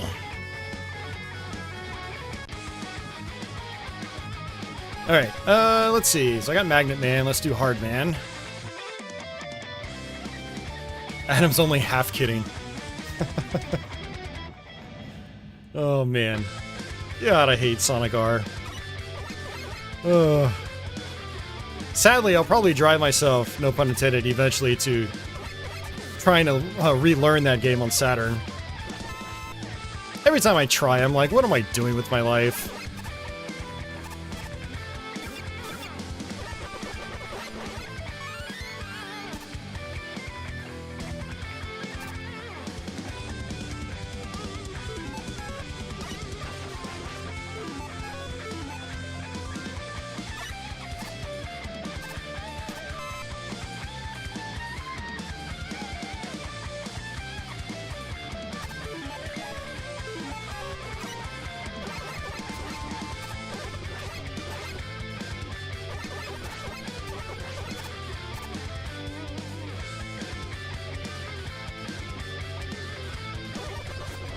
Oops. A little too high up for that.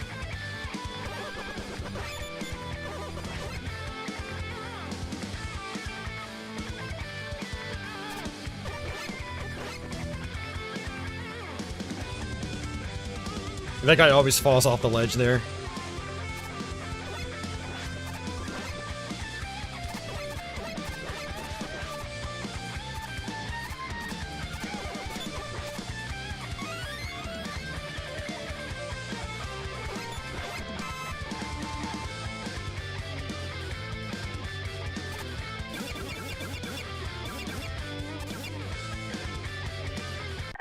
Alright, more Proto Man.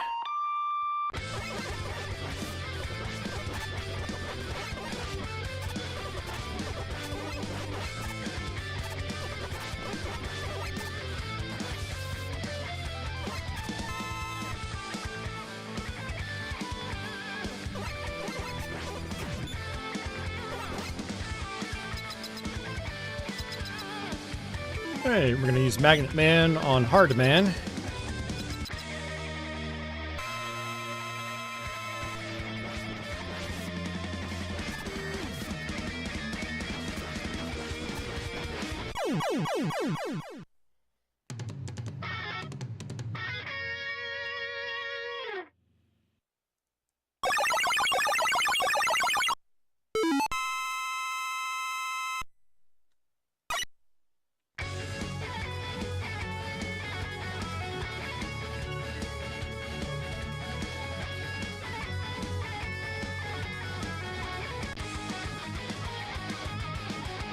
So Hard Man, that's his weapon is actually the weakness for Top Man, so we don't have to worry about that.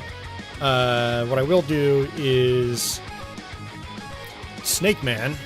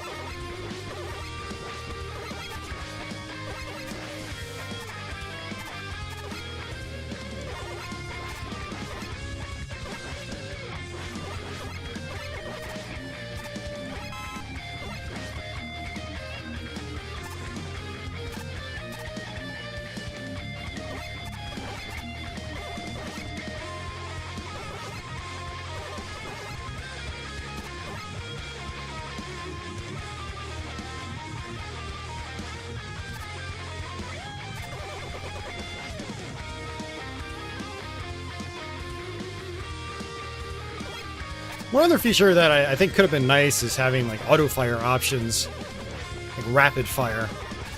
Everything you see me do is just manual, just button mashing, traditional button mashing. But a lot of people like kind of struggle with that, with these classic 8-bit games. But having some kind of like rapid fire option would be nice. Just something built in without requiring a turbo controller.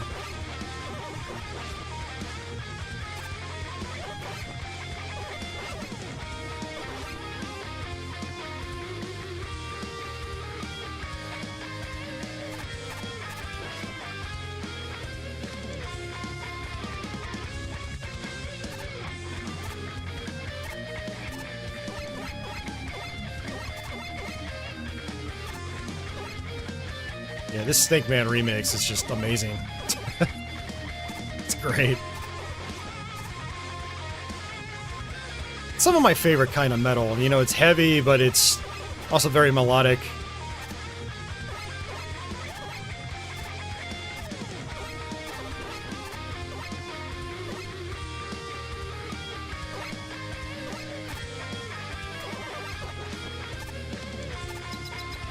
Alright, so if you want to do Snake Man without taking damage, you basically have to do a quick slide in the beginning. And a lot of times I don't get it. Then hop over, just like that. Then the rest of the fight's pretty easy.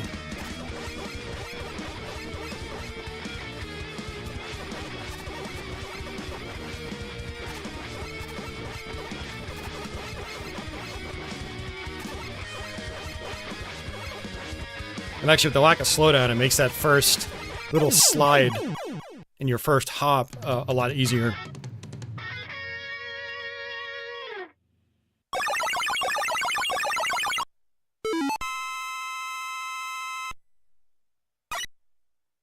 Oh, interesting, Leo. I didn't know Ridge Racer 6 had DLC songs.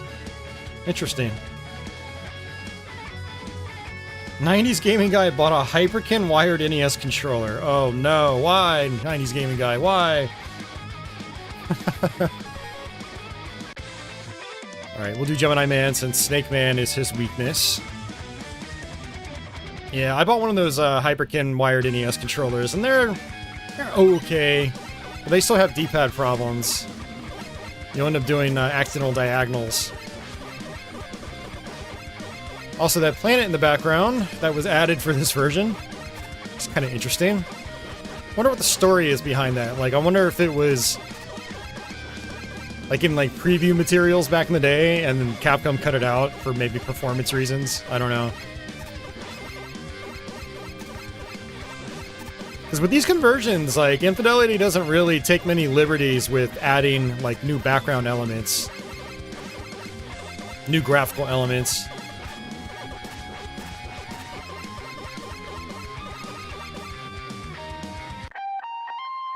I mean, it's not that they're no good, 90s gaming guy, but I mean, really, if you want an NES controller, just get an actual NES controller. I assume you're using the snack function, so, like, yeah, don't buy Hyperkin crap. It's not usually very good. They still haven't gotten a D-pad just right, which is kind of pathetic, because it's not that hard. Also, what I recommend is just getting, like, an 8-bit Do controller. Now, their controllers are actually really good these days. They've got NES replicas as well, which are fantastic. And Hyperkin still does this weird bulky thing, too, where, like, they make their controllers a lot fatter than they should be, and it ends up making them less comfortable. I don't freaking understand Hyperkin. But they've been around for so long that they can just basically do whatever the hell they want, and people will buy their stuff, unfortunately. Yeah, when it comes to actual, like, retro console controllers, really you want to be supporting companies like Retrobit, you know, who are actually making like really high quality products these days. Same with 8-bit Do. They also make really high quality products that are good and, you know, good to use. They don't have like directional pad issues and diagonal issues and stuff like that.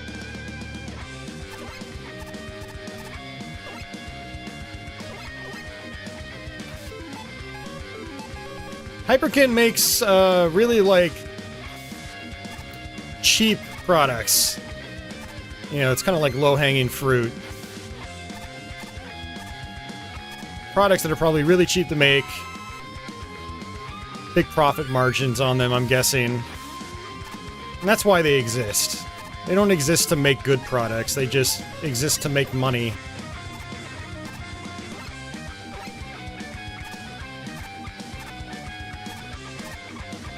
Oh, that's close. I mean, ultimately, as a business, you exist to make money no matter what, but it is possible.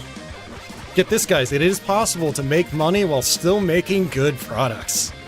And so I support the companies that, you know, try to do both. They want to survive, but they also want to make and provide good products that you're going to be using for a really long time. That's what I support.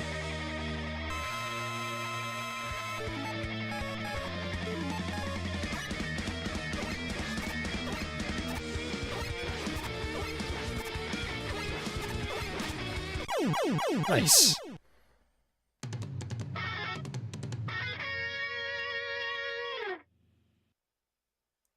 Little Arts Guy bought a cheaply made US Sega Saturn USB controller. It's not all that great, but it's fun to do 3D Sonic games with it.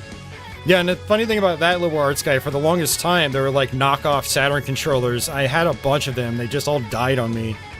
But the Retrobit ones are great. Like, it feels extremely close to the original Saturn design. The micro switches used in the shoulder keys are different, but other than that, they're basically the same. And they're not that expensive either. They're like 20 bucks, $25. You know, I think they're cheaper than like a actual used Saturn controller.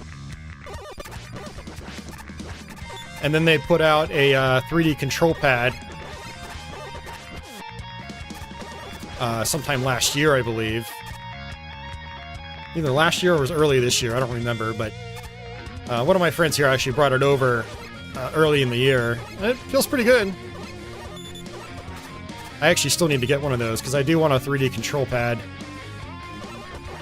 I think the 3D control pads themselves have gone up in price a lot. Like, you're probably looking at, like, at least $50.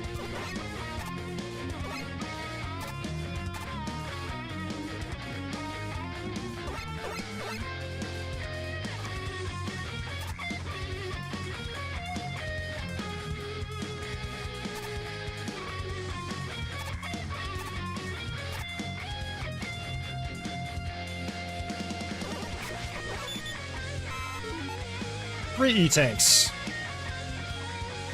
I'm gonna skip that one.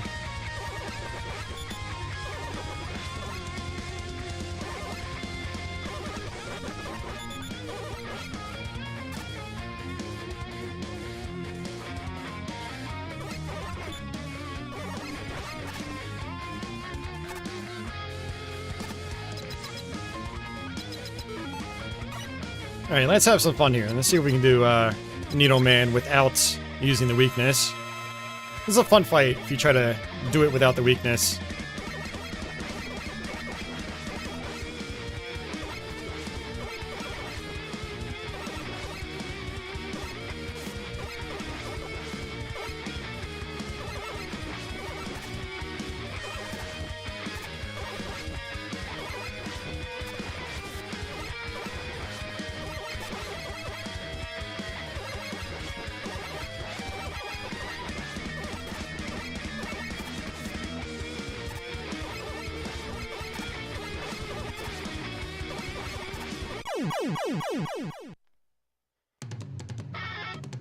Yeah, it is no longer 2019, 90s gaming guy. It is 2024, and prices on everything has gone up since 2019.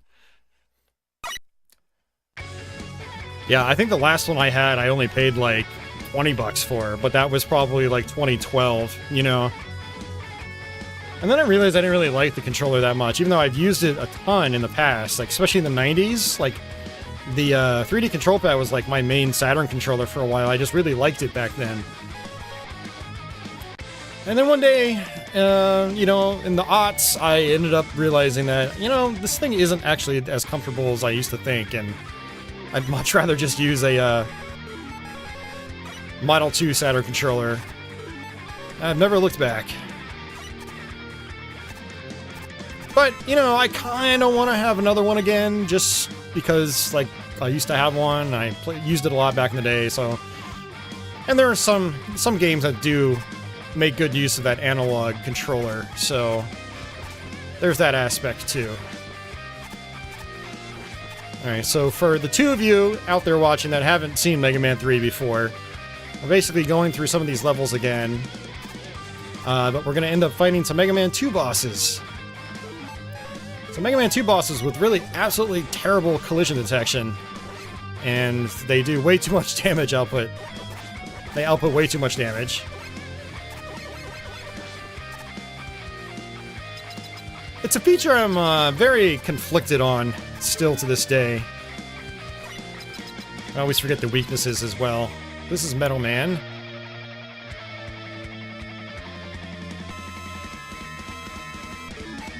Alright,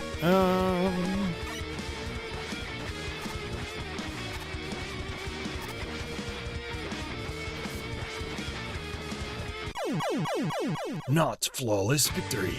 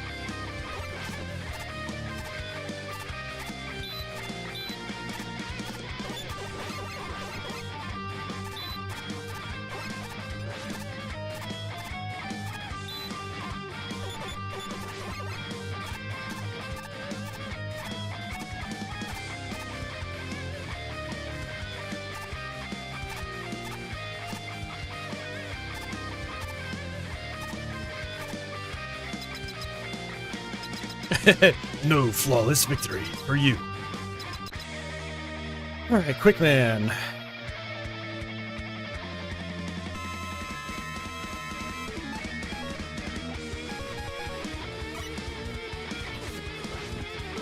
No, not hard, man.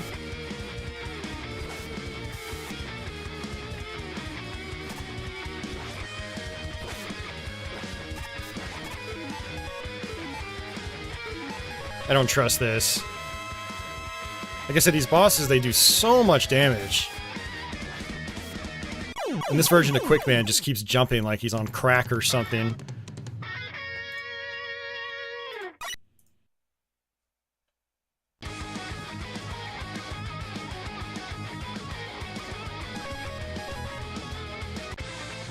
Cracked out Quickman. Yeah, Crackman.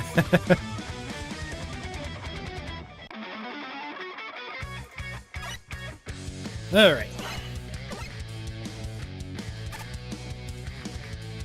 Shadow Man Spike Edition.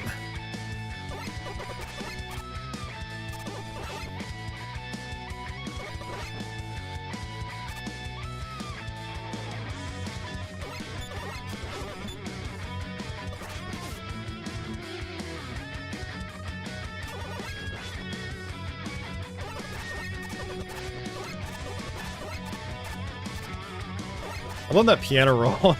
It's so cool.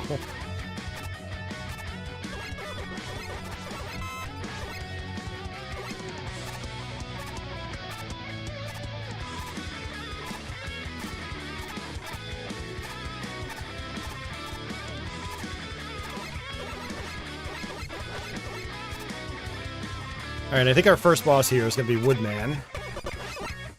And I want to say it might be Needleman.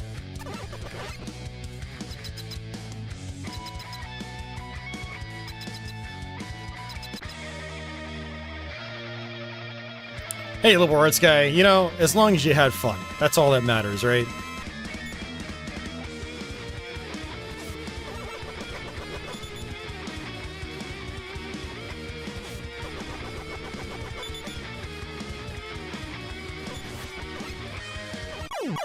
God, it is so cheap. It is unbelievably cheap. Would you say that Crackman's weakness is the rehab beam? Sure. Oh, man.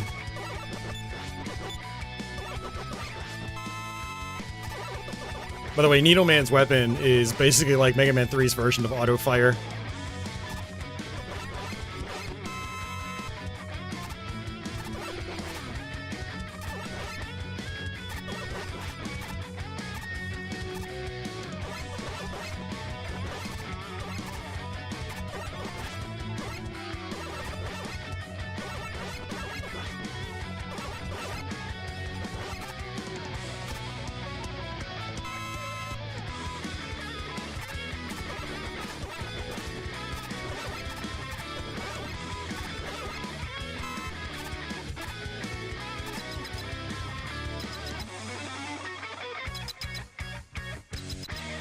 Um, 90s gaming guy, I don't agree with that. I think you should make smart purchasing decisions and buy stuff that you will end up liking long term and not regretting down the road. Because it is your money. And, alright,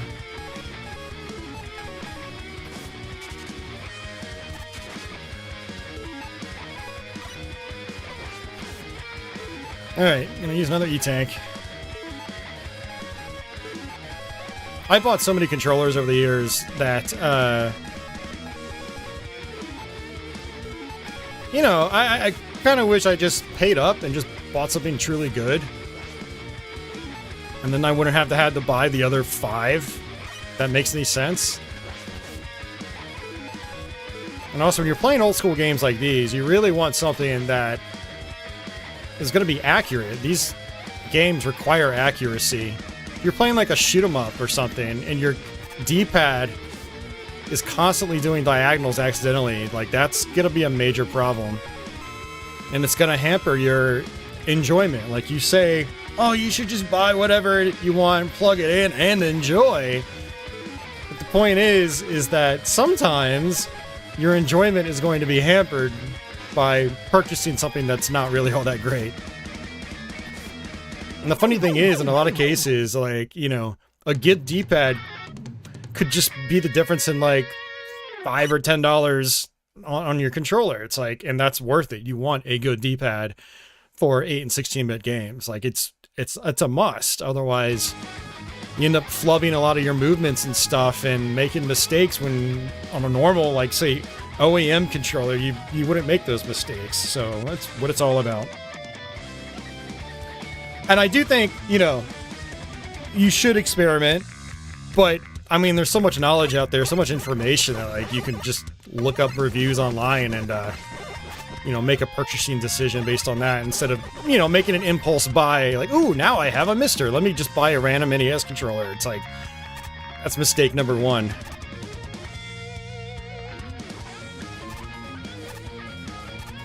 And that said, I was thinking actually, 90s gaming guy, I hope you enjoy the controller you bought. I'm not trying to like say you made a bad choice. But for anybody else out there, you know, thinking about doing something similar, it's like, you have a lot of options these days. Some are much better than others, that's for sure.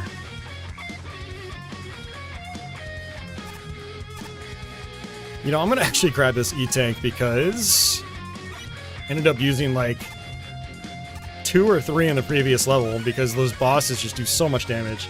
Hey, DG, welcome back. How are you doing tonight? Also, for something like the Mister, I would highly recommend something like the 8BitDo SN30 Pro.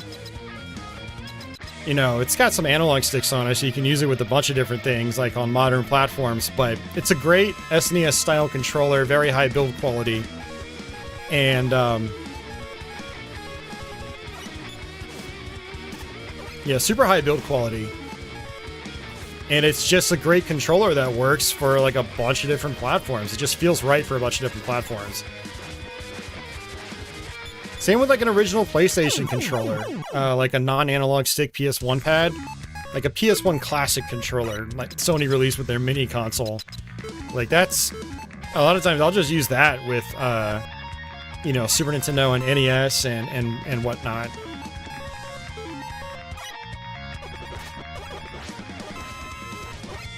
So something to consider too when you're trying to buy controllers. Like, if you want the original NES experience, you know, maybe instead of buying a third-party controller, just buy an actual NES controller. There's that option too. But if you want just like a all-around good controller for a variety of different systems, then something like that 8BitDo SN30 Pros is a great option. Or just a PS1 pad. So those are things like to think about as well when you're doing something like the Mister FPGA. Or just doing software emulation on a computer or other device of some kind.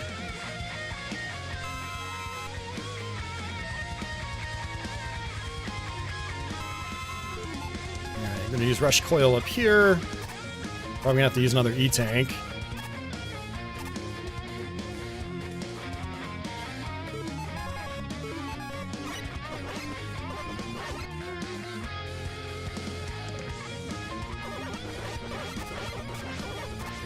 Nice.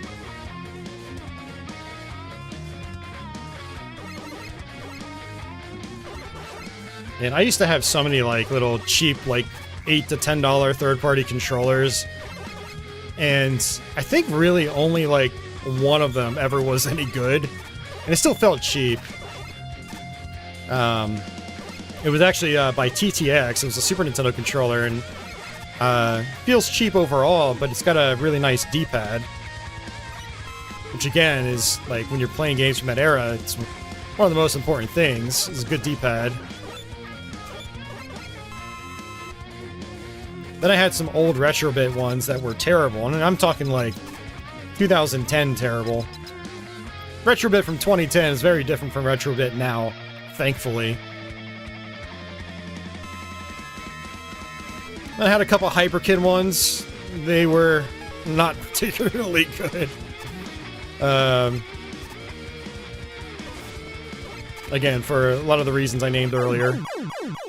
Huge, bulky, the buttons were like rattly, like they would shake in their holster, and the D-pads had like barely any pivot, and so you do accidental diagonals all the time. Um,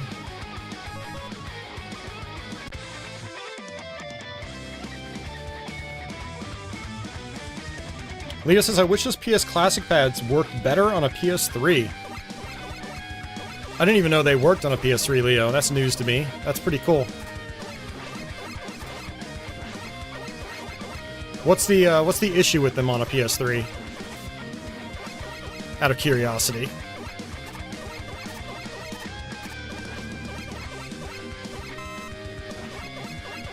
Yeah, I guess the point of the story, though, is that, like, after I had experimented with a bunch of third-party controllers, I was just like, you know, I could have just bought, like, a really nice, just good, actual Super Nintendo controller.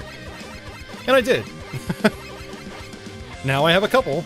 And I bought a new old stock Super Famicom controller many years ago now, and it's just there's no comparison, really.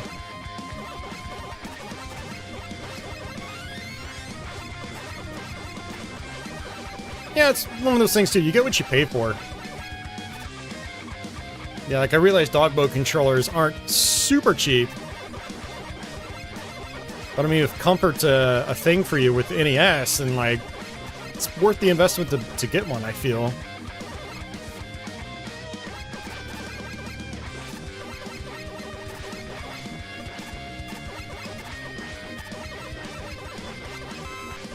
Plus your hands will thank you.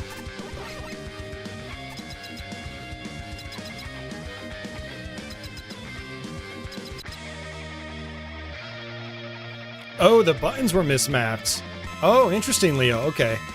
Yeah, I clearly forgot that stream. Oh, that's bad.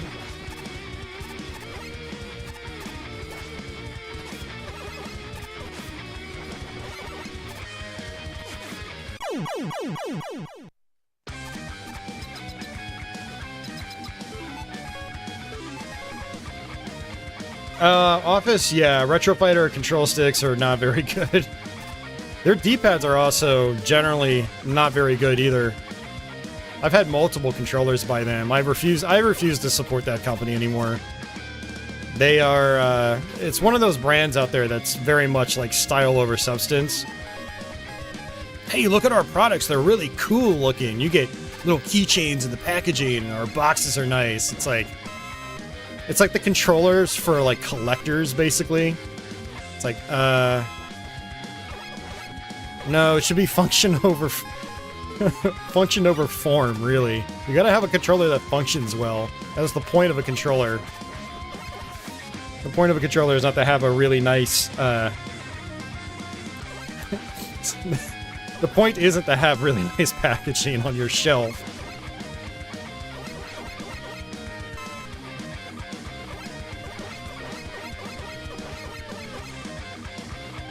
You need a really good working controller first and foremost. I did a review of their Dreamcast controller a couple years ago. It's on my website, which I think is in the description of my videos. And like their D-pad, like I was constantly doing accidental diagonals, playing shoot-'em-ups and 2D fighting games. And their analog sticks were not that great. Like the dead zone on their analog stick was terrible, and then their analog shoulder triggers are also terrible. Like the range of motion on them was just bad compared to an original Dreamcast controller.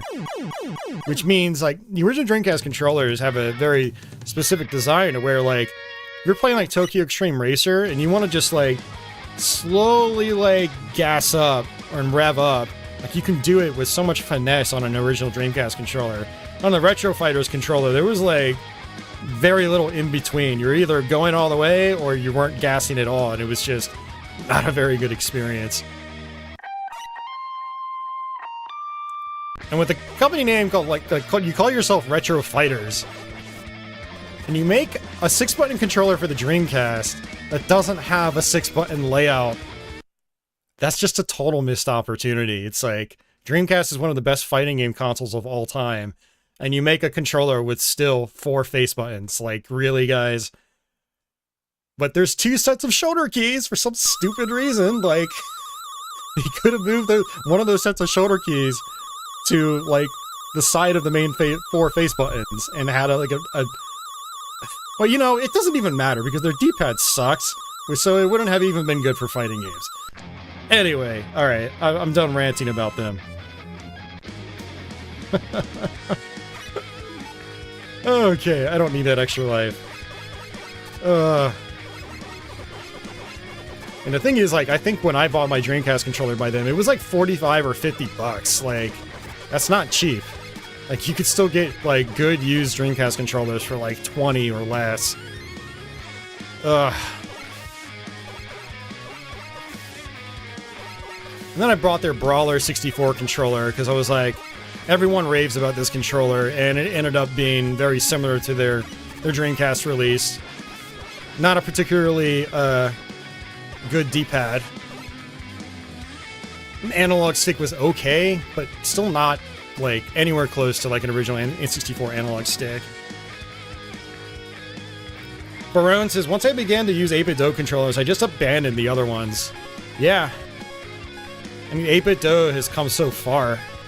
Their build quality has always been...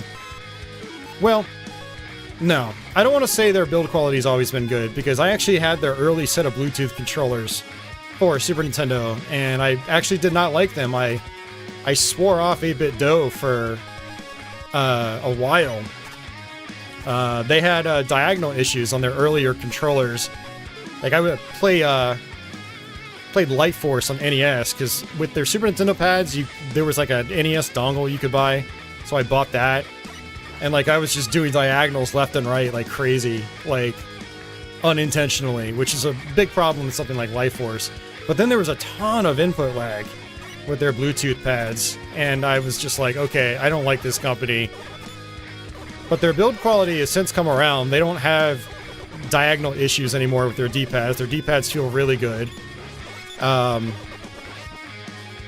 now they have 2.4 gigahertz versions, which means the input lag is, like, super responsive. I still haven't used one of their Bluetooth controllers on a modern system, but supposedly, like, that's come a long way as well. So... But I have a lot of 8-bit-Do controllers, and, you know, I've got their NES controller, Super NES controller, Genesis controller, I've got their TurboGrafx controller, I've got their Neo Geo CD controller, and they're all, like, and I've got the SM30 Pro, and they're all really good.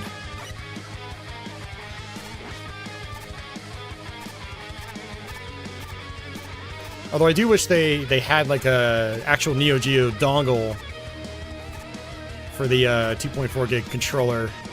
I think mine is just the USB version.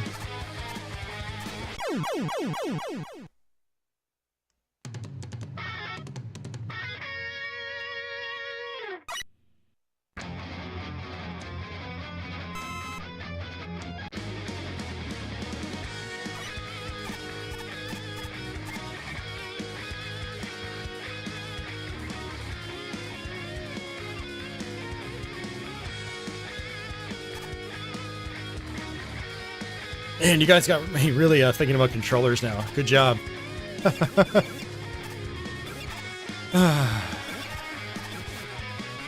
Everyone's gonna have their own preferences with controllers as well. But I am happy to impart my knowledge and experience. Maybe get some people to think differently about their controller buying habits. Okay, this is probably a mistake.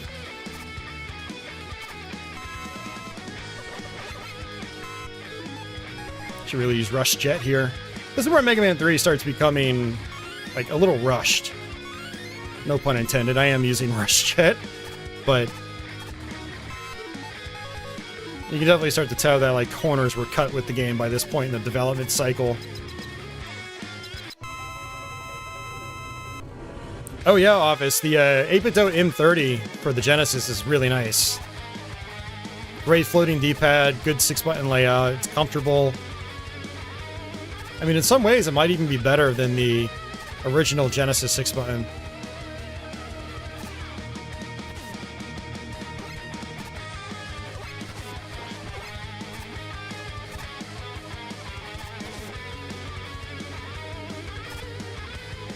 I'm doing pretty bad here.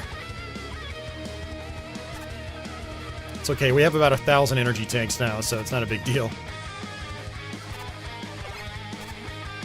Damn it, man. If you time that right, you can get 2 hits in. Oh.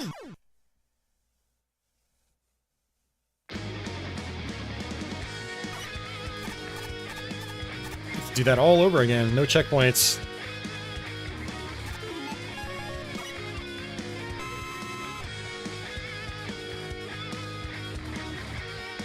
I'm actually gonna be downsizing a lot of my controllers. I already have a bunch to send to random people. I've got all sorts of third-party options. I just don't need them anymore, you know? They never get any use. They're kind of a waste of money. Now I'm just at a point where I'm, like, giving them away to people. Oh, that's not good. Yeah.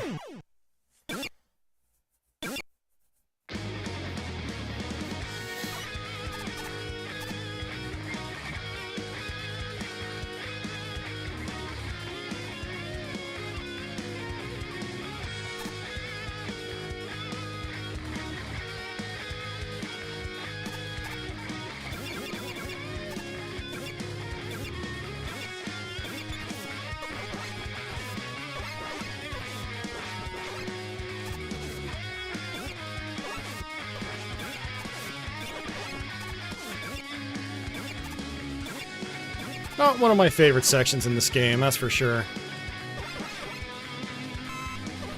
Oh, come on.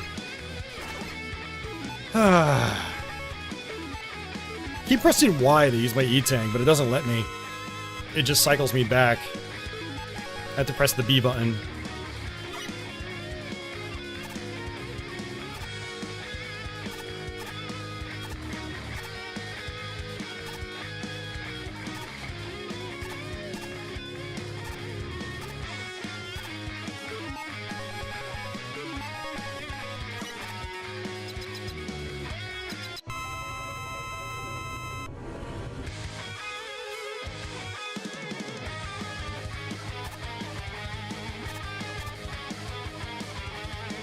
Oh man, Leo, dude, I totally forgot I bought Hyperkin stuff for the 2600. Like, I bought their paddle controller.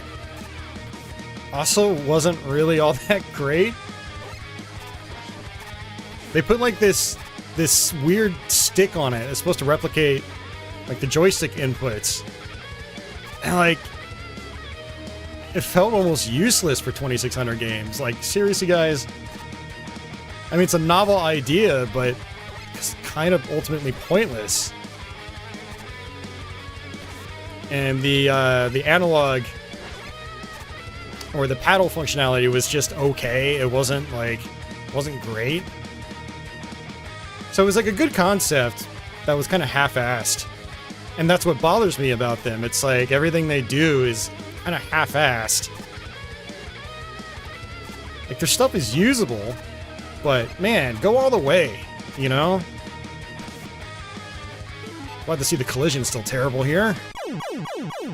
Yeah, that's what bothers me about companies like Hyperkin and Retro Fighters, is they only go halfway. And, some of them try to make up for it with, like, sleek, stylish designs or cool packaging, and it's like, no, you gotta go all the way when it comes to actually designing the controller, first and foremost. I'm not like anti-Hyperkin or anti-Retro Fighters. It's just like, you know, they've kind of fooled me once, there's this and that, fool me again, there's that, and then fool me a third time, and I've been fooled 3 times from both those companies. Whatever the saying is, and I'm just like, any company that kind of half-asses their stuff just is, you know, I'll call them out on it, because, you know, they should be held accountable. And we as, you know, retro gamers should demand better. And my way of demanding better is supporting the companies that do get better. And I just don't support the companies that don't get better.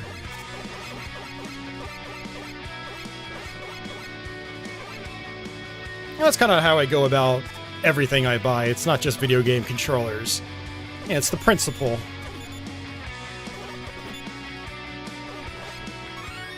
Makes me feel a little bit better that I support companies that also want to be a little bit better. So, and getting quality products that last a long time.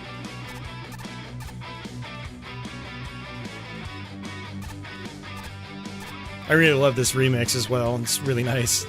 All right, let's see what we got. We got probably, I don't know. Let's jump up here.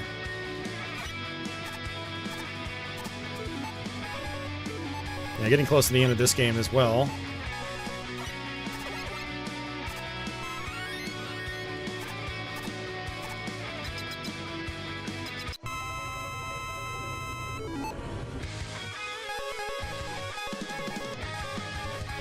I want to use Snake Man here.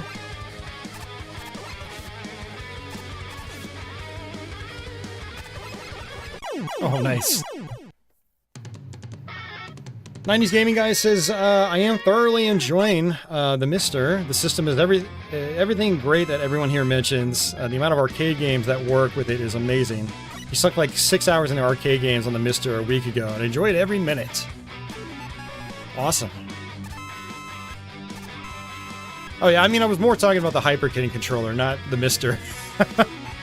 I know you're going to enjoy the Mister. The Mister is amazing. Like, everyone that's tried one is like, oh, yeah, I kind of understand what the hype is all about now. Like, it's just consolidates everything, and the quality's very high with the replication of, you know, all the cores are, like, very good for the most part.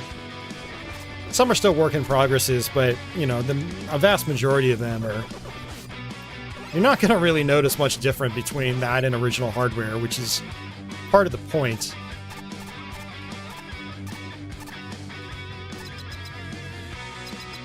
Yep, Office, there's the N64 core now. Uh-huh. Great PlayStation core. Apparently the Saturn core is pretty excellent right now.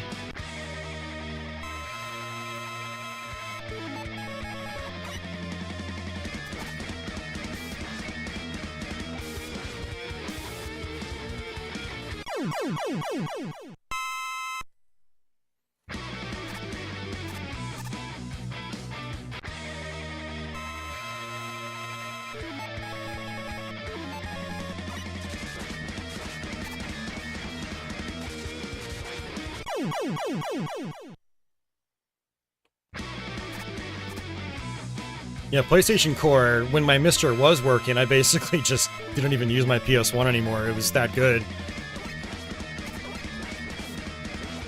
And again, I was able to use my PS1 Classic controller on it, so it felt exactly like PlayStation.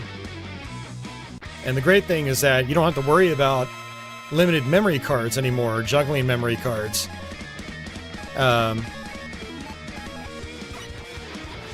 You know, every game basically had its own memory card tied to it, and it would just auto-save.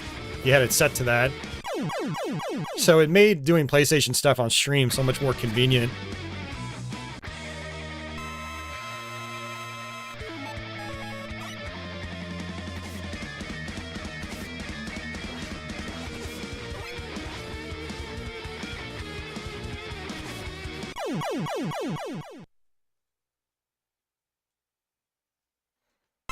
Leo says, I hear Retro Fighters has made great strides with newer stuff, like their wireless Xbox pad, but I'm not in a rush to try another.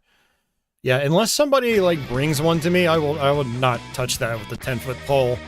I don't trust them, you know? And the thing about platforms like the Xbox is... Oh, it happened again. It just... It's basically, like...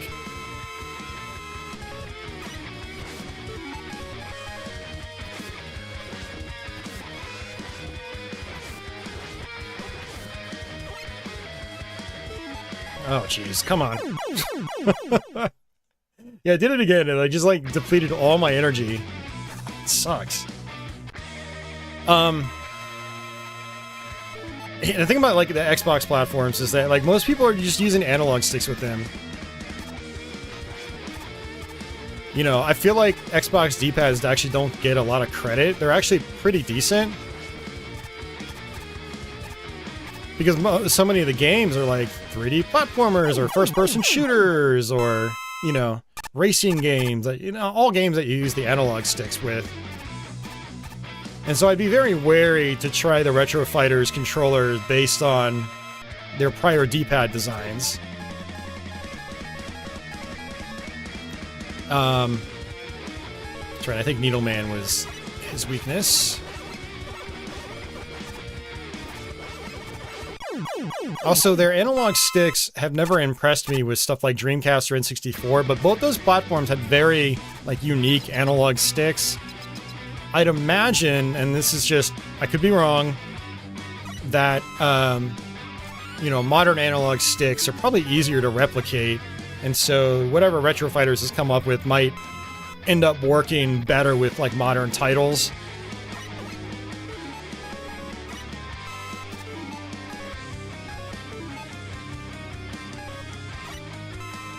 Very close to the end of the game now. And the game tells you that. It's like, we're gonna play some really depressing music. Mega Man 3 is one of those games that, like, really informed my, like, music choices growing up. Like, just, like, kind of like the darker, like, themes and the more depressing tones.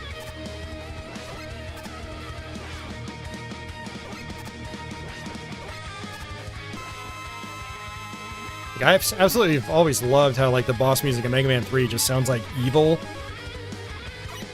It's, like, really fitting boss music for me. Same with, like, these final boss tunes. It's got that it's just, they sound mean. Which is what I want for boss music. Something like Mega Man 4 was the exact opposite. There was, like, no energy. And even Mega Man's 5 and 6, their boss music, I don't remember, like, really doing much for me. But Mega Man 2 and 3 in particular. Alright, Milo, you gotta get down, bud.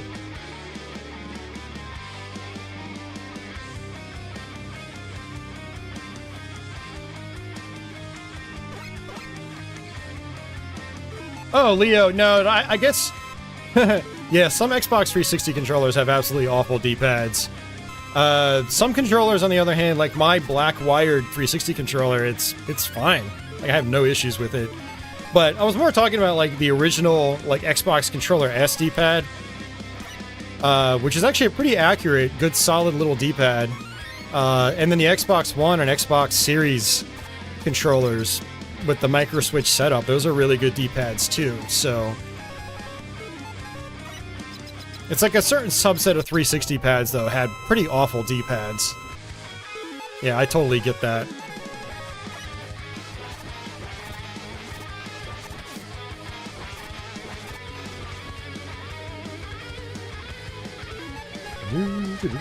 Let's just jump up.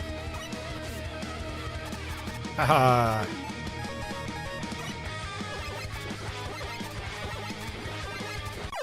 And we just beat Mega Man 3.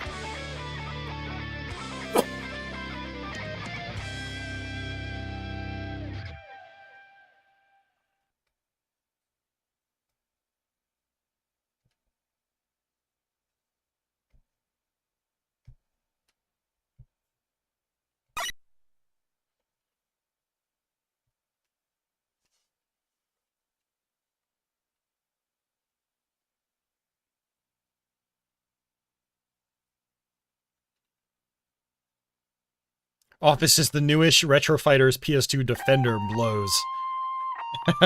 Yeah, I've steered clear of that one. I'm like, I've already bought multiples of their products. I'm not gonna try again. Office says he's got the PS2 Defender, and the control sticks are crap, and the D-pad is subpar. Which is like, why even bother when, like, the PlayStation 2 controller exists? It's a great, like, first-party controller. It's high quality, feels great in the hands. It's... why even invest in, like, a third-party controller when you've got great first-party ones already? And it's sad that companies like Retro Fighters are providing these options that are just subpar to the original OEM experience. It's like, PS2 controllers, they've gone up in price a little bit, but you're still probably going to be paying the same, if not less, as one of these brand new third-party options. And you're going to be getting much higher quality, too, so... Yeah, sorry to hear that though, Office. I'm bummed when people buy controllers like that and they have a bad experience with them. Ultimately, I want people to have good experiences with third-party controllers, but sometimes it's just not to be. Office's his black wired 360 D-pad was also amazing. Used to use that to 100% games like Yoshi's Island. Yeah, I still use that controller when I do PC streams, or I play Xbox 360 titles.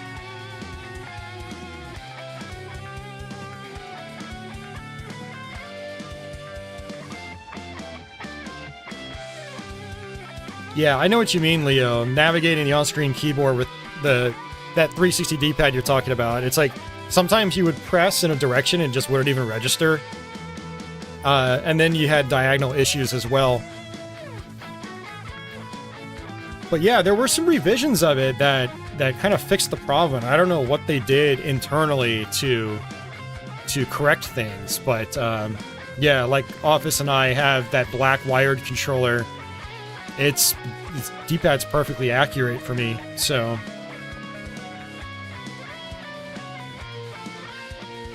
Office says that PS2 Defender was his first and last Retro Fighters controller.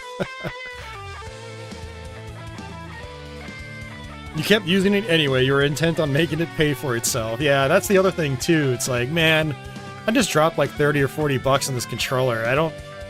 I'd feel bad if I didn't use it. The rubber on the control sticks are starting to fall off. Are you serious?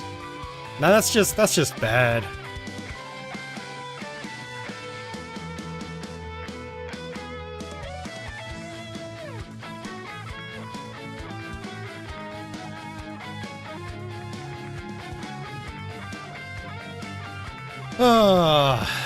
Man, I'm kind of Mega Man'd out at this point. I kind of wanted to keep the stream going a little bit longer, but I'm trying to debate on if we should push forward with another Mega Man playthrough.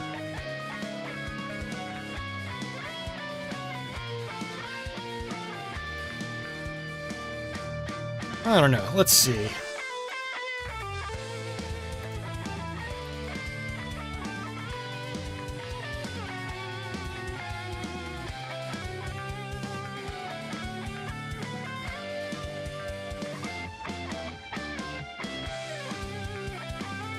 Here we go, guys. I just started a poll.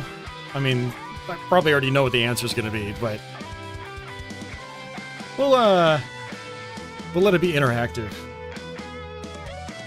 And hey, Tony, welcome to the stream. Yeah, we should play Castlevania. I would love to play Castlevania, but yeah, there's no Infidelity Castlevania conversion yet. There is a version of Super Castlevania 4 with like a symphonic soundtrack, which is really cool. But it doesn't seem to work right on my flash card. The music just constantly cuts out, so.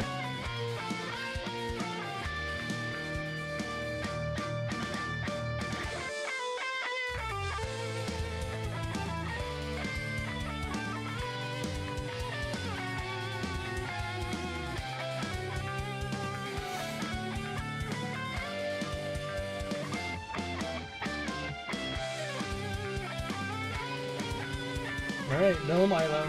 Milo? You gotta get down, bud. You gotta get down. Ah, I'm sorry, guy. Ugh.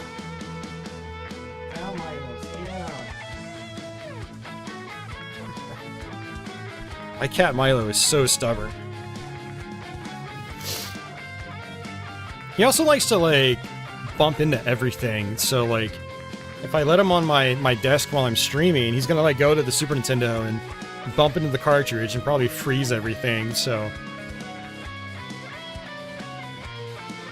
When I've got the Series X out, he likes to, like, bump against the corner that the power switch is on. It's like, dude, cat, no, you can't be doing that, no.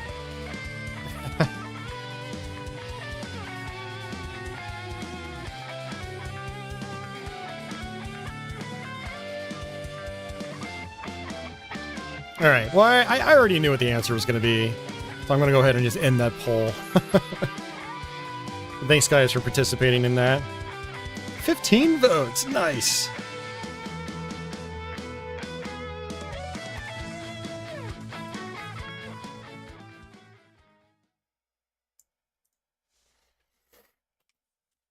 We'll load up Mega Man 1. Mega Man 1 actually doesn't take that long. It's like Mega Man 2, but I think even shorter. So...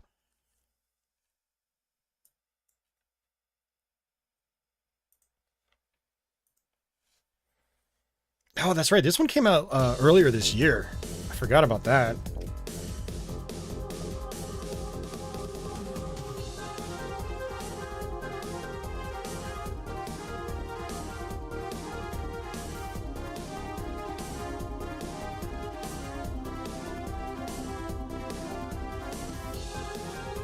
Honestly, I can't even remember if we played this on YouTube already. I don't think we did, but I have definitely played through it at least once. It's probably on Twitch. But yeah, you got the Mega Man Powered Up PSP soundtrack, which is pretty cool. You got the original NES soundtrack.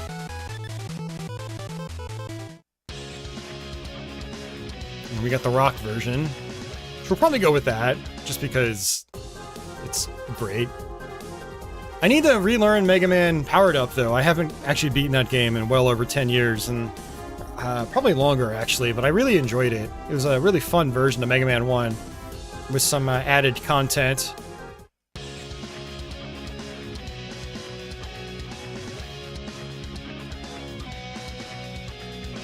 Yep, same artist as before.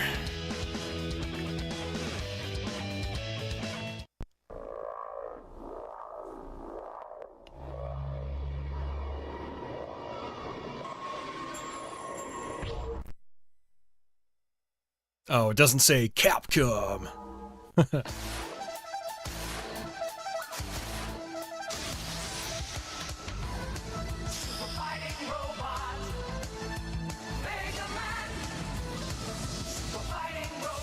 I really hope I don't get copyright claimed on this. If I do, this is gonna be just completely chopped out on the archive.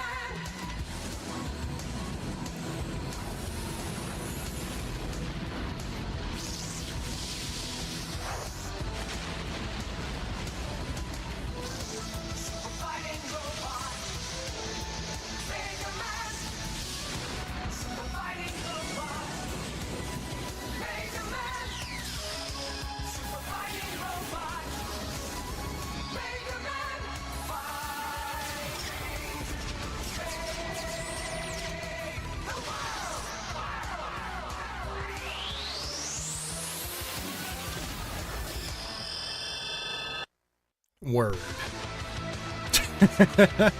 Oh yeah, I think this also saves your progress too, which is kind of nice. Oh man. Alright, where do I want to start? We'll start off with Guts Man. Yeah, so you guys get a bonus 4th game on tonight's stream. The plan was just the first 3 games, and... the first 3 games we played, I mean.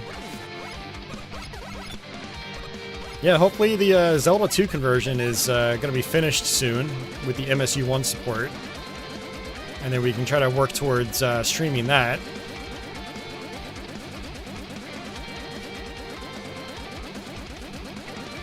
Yeah, I love Mega Man 1. It's a little more stiff than the others in the franchise, but it's a really fun game.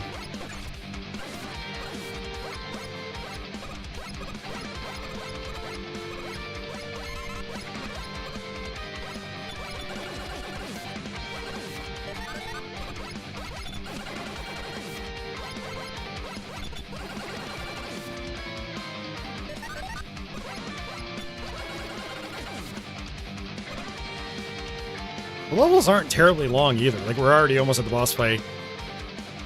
I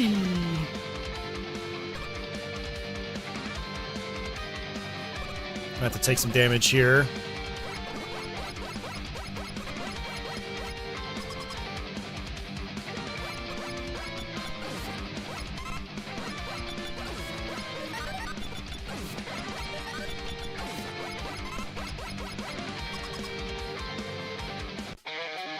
Alright, for Guts Man, I like to just sit in the back, and you just have to jump whenever he throws a projectile, or right before he lands on the ground. That's basically the whole fight.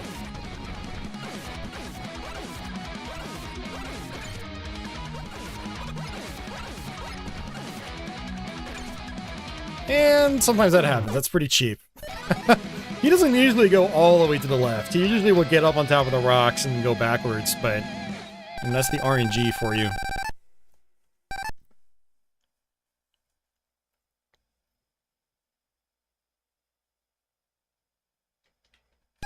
That's cool, you can just save it. Alright, I want to do Cutman, because I want to have Cutman for Elect Man.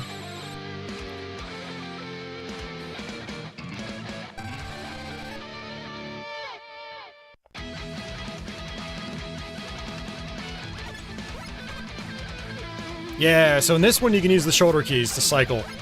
That's really awesome. That's something I really wish he had added in Mega Man's 2 and 3.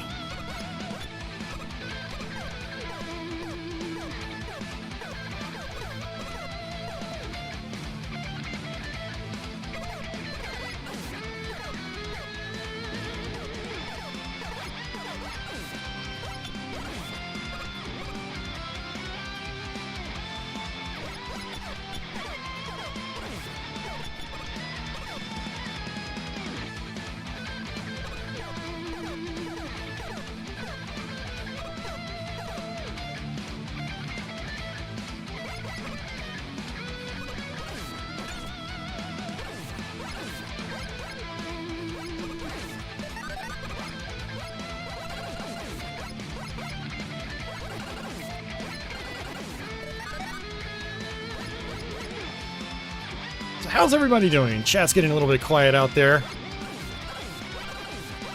I know it's Saturday night as of doing this stream. Getting close to midnight my time. I think most of the East Coast folks are getting ready for bed. Or they're out actually enjoying their Saturday night. Which is something I normally do. I normally go out on Saturday nights, maybe go to the brewery, drink beer, play pinball. I'm trying to do a little bit less of that. Because it's expensive. Really expensive, actually, and it's not really good for my health.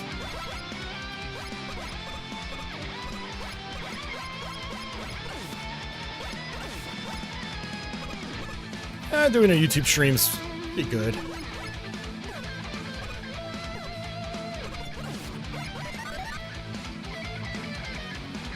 Berzuru's eating burritos. Nice. Adam's lurking and eating ramen. Also nice. I hope you mix something in with that ramen, Adam.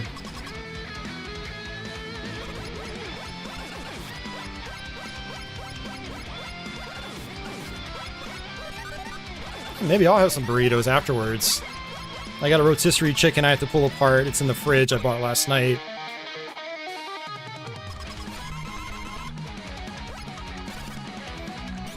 I can make burritos with that. Cook up some rice. Do you like rice, cheese, and chicken burritos?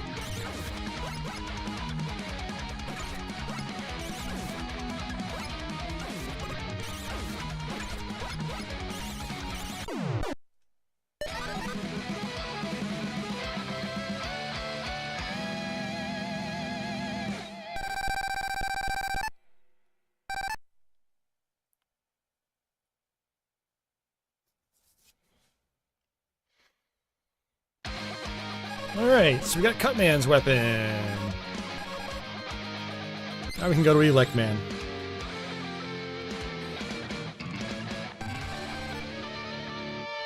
Oh, by the way, for channel members out there like DG and Saikazu, and I did just post a channel member post talking about a new Q&A, looking for topics to discuss on it.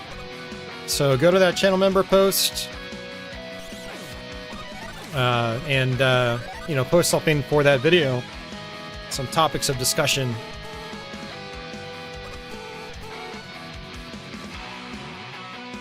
Same with the Patreon people. If you're on Patreon, go check out my latest Patreon post. I posted it right before the stream.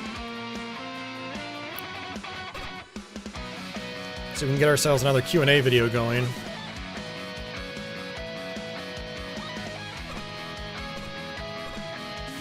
Oh, I hate it when that happens. Of Ugh.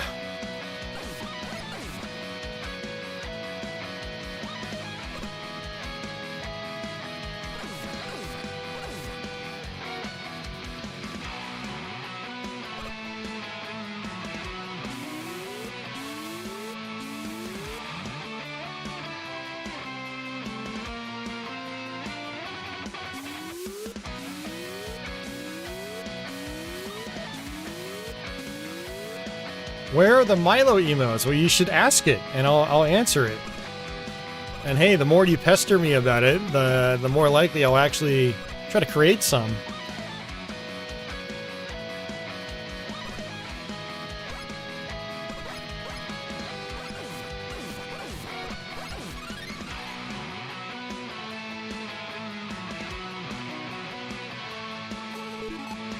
Well, you know what? I keep forgetting I can cycle through. I'm just not used to it.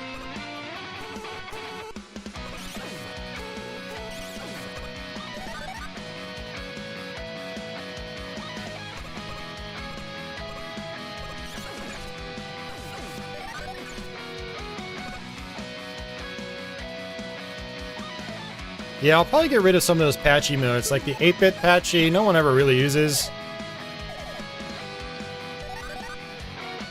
Yeah, there's a couple of the patchy emotes I'll probably delete, and I'll replace them with Milo emotes. Yeah, I've had Milo for over 2 years now, and I still haven't made any emoji for him.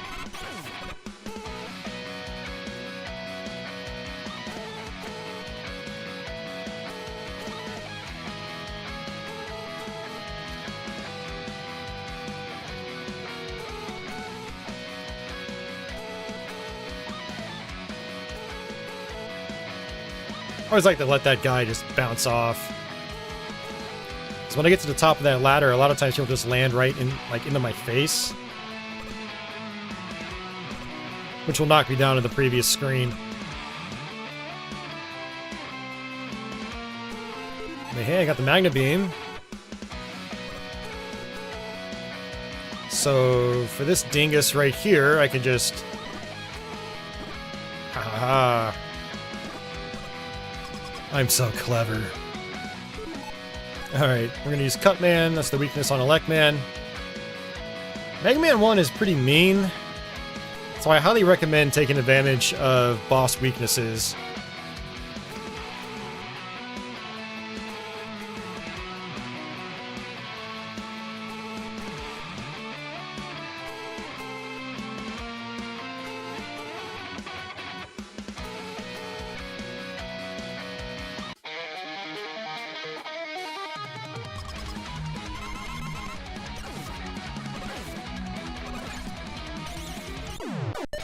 Sweet!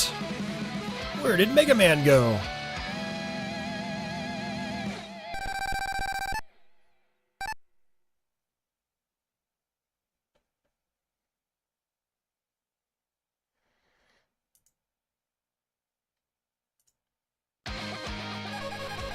Alright, so with Electman and the Magna Beam, we can do Iceman.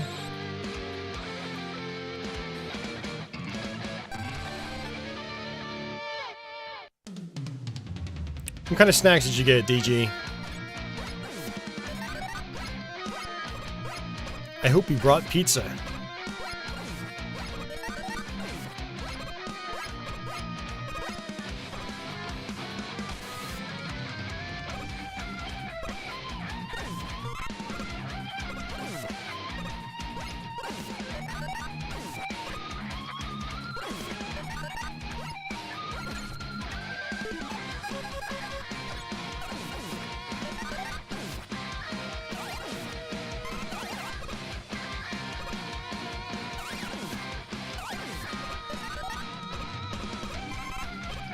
Cocktail peanuts and some fancy chocolate. Both go good with scotch. Nice.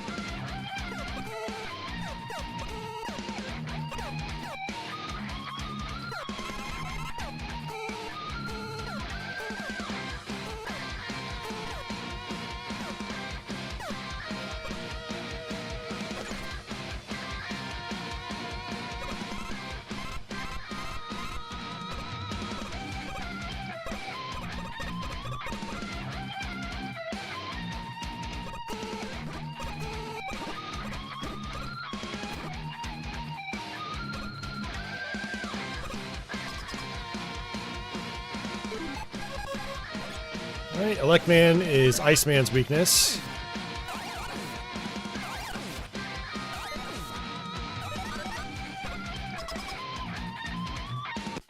I like to jump and shoot it because Iceman jumps up into the air and kind of like floats back down.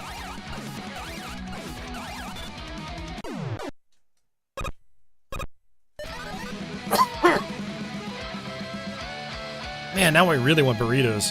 I'm definitely making burritos for dinner after this.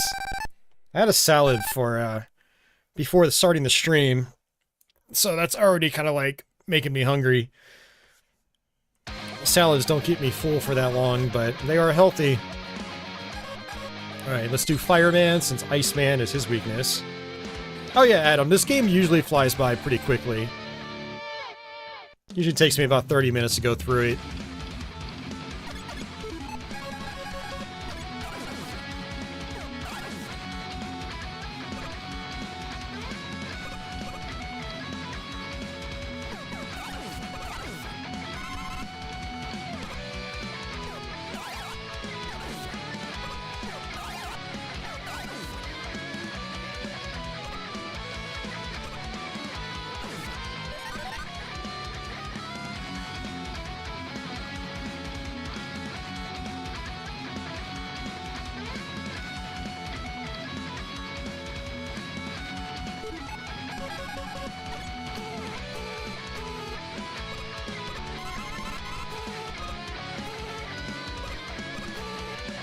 The Magnum Beam is so good.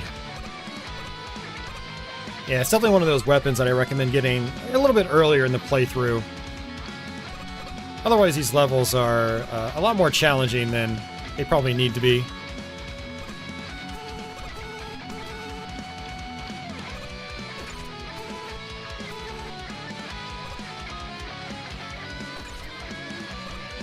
You can also use the Ice Beam on that fire.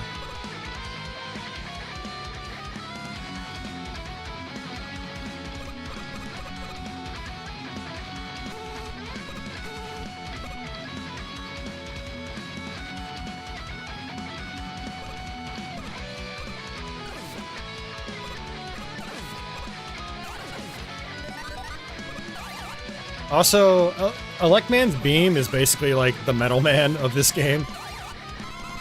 Only uses like one block of energy, weapon energy, and it goes 3 ways, so it's insanely useful.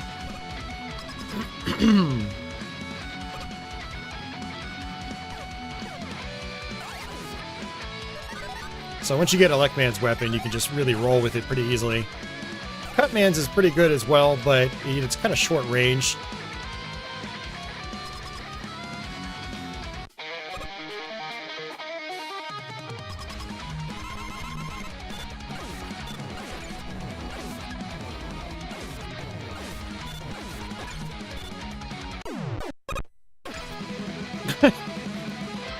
There's some fire on that, so I took a hit while I grabbed it.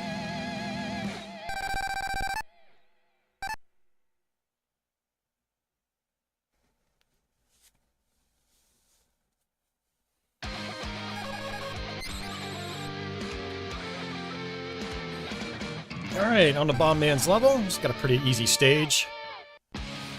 And then we're on to our Wily stages already.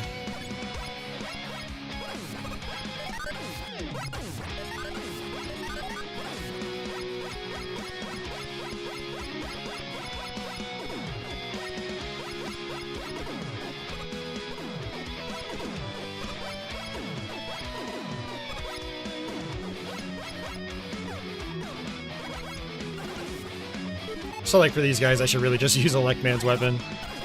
Just cut through them a lot faster.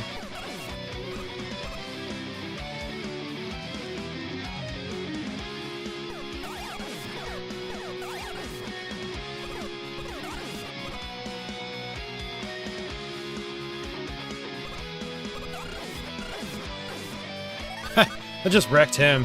Wow. Usually when I play these classic Mega Man games, I don't really use a lot of sub-weapons during gameplay. Mega Man 1, I will use these on like the boss fights. Some of the boss fights. But in the main games themselves, I'm usually just using the standard Mega Buster. Yeah, let's see if I can make this jump. Yep.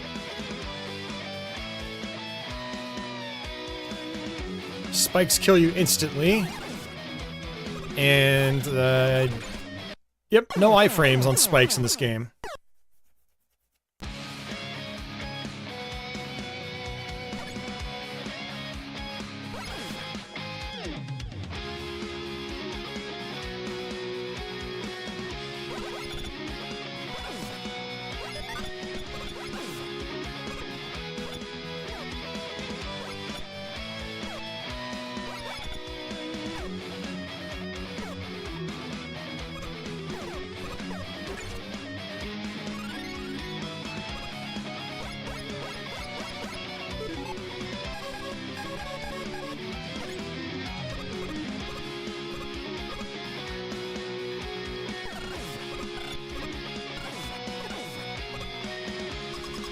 Yeah, actually, thanks for the reminder, DG. I need to go buy a new case of cocktail peanuts.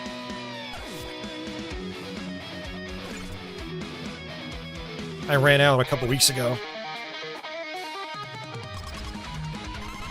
Alright, so we can actually use Fireman for Bomb Man.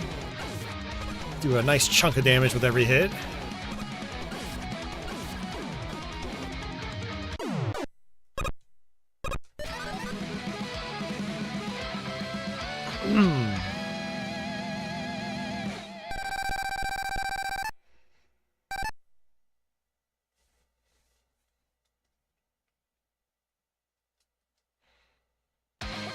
Alright, on to the Wily stages.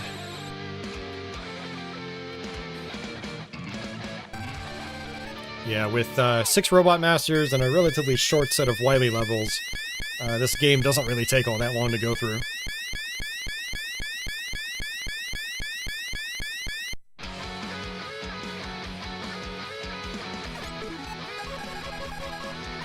Can use Iceman's weapon to freeze these guys in place. Not like that.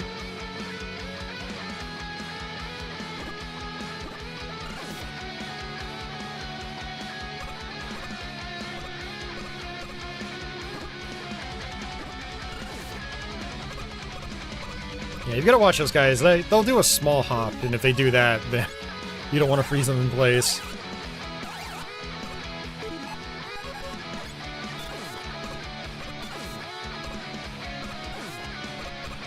That's some good aiming right there.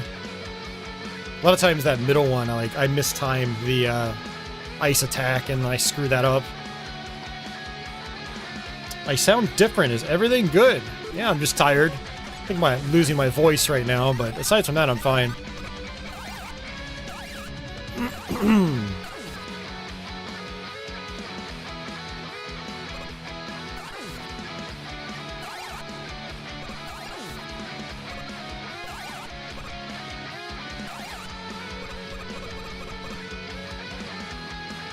Alright, gonna use the Magna Beam for this part.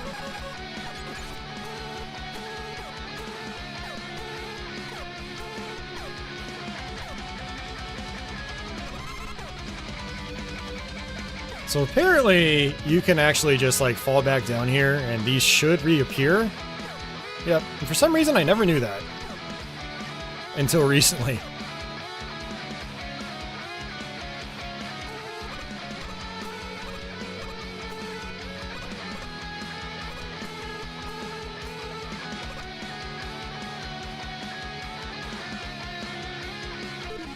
Alright.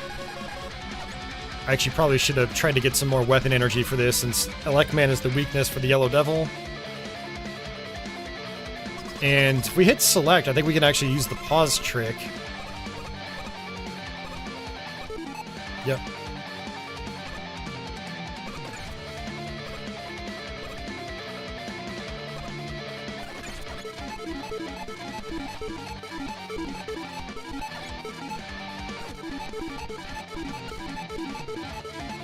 There we go. Oh, man.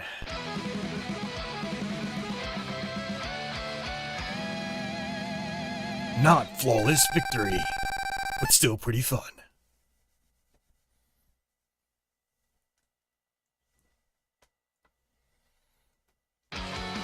Yeah, you can even save on the Wily stages, which is pretty nice.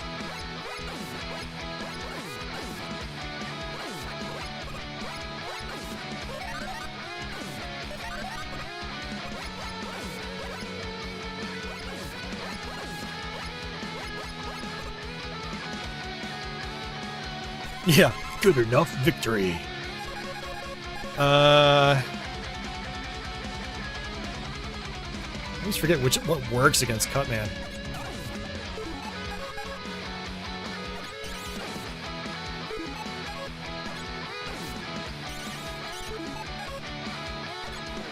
Fireman, I guess.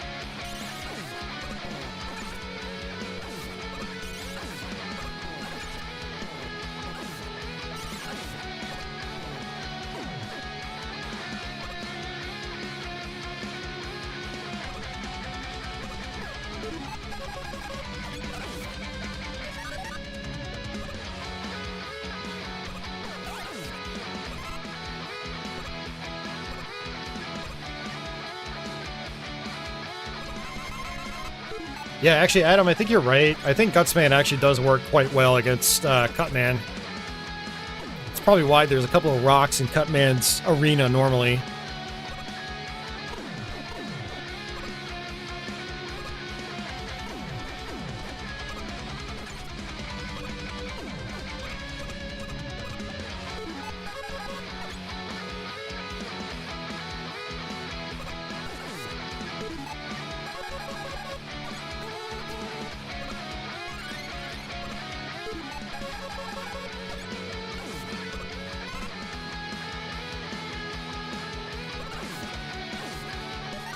Yeah, no way to grind out for power-ups here.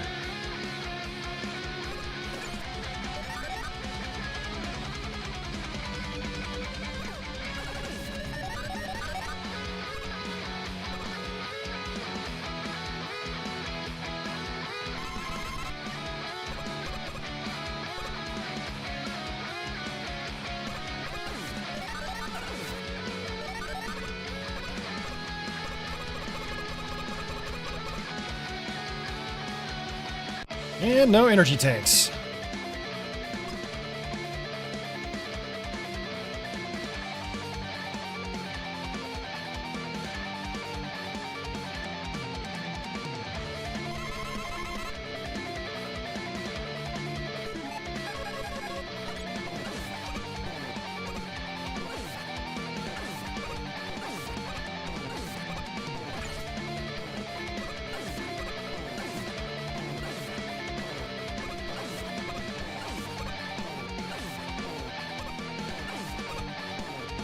Nice. Yeah, Fireman actually seems to work really well there because you do 2 hit points of damage, and then if he gets too close to you, a little fire shield around you will hit him as well. So that actually kind of saved me.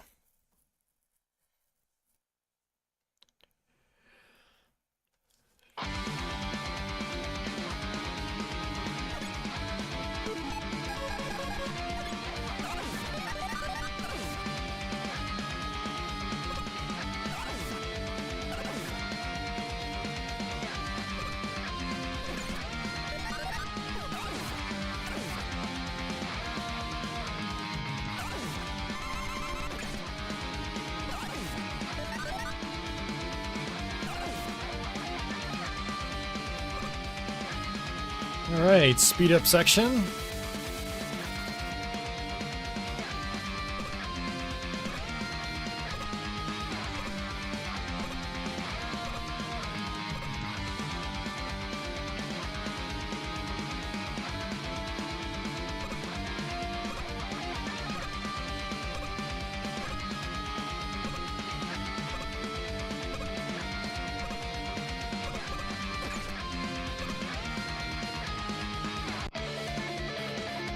Alright, I'm just going to use my Buster Shot in the beginning here.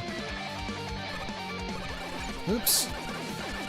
And I'll try to use Gutsman's weapon at the end, as these things get faster and faster.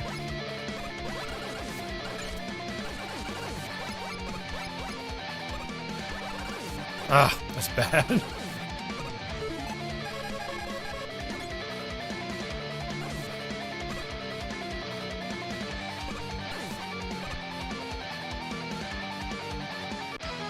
Nice. Yeah, considering there are no energy tanks in this game, you kind of have to be a little more careful. It's actually one of the factors that makes Mega Man 1 the hardest of the original 6 Mega Man games.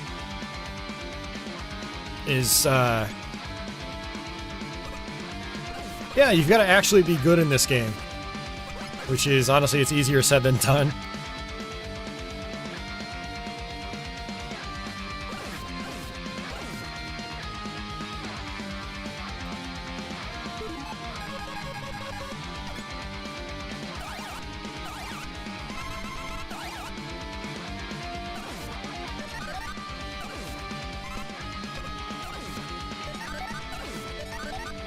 I think the last time I played Mega Man 1 on a YouTube stream, I ended up like crashing the game with the final boss.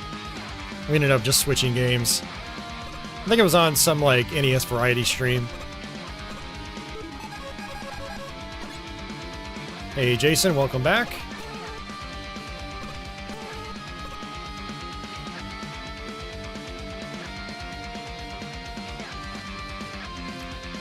Hey, we're gonna get the Yashishi. Yes, I always get the pronunciation wrong.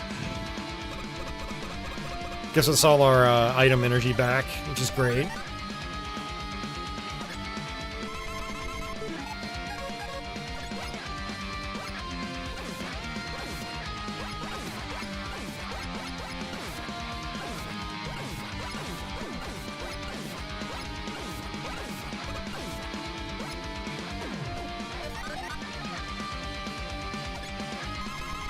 Alright, Fireman.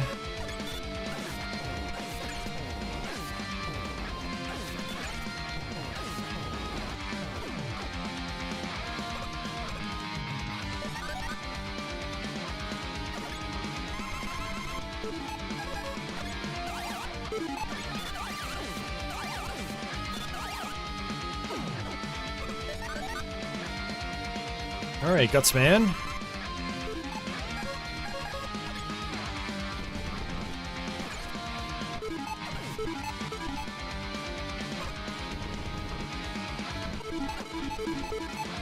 It's not really working too well against him.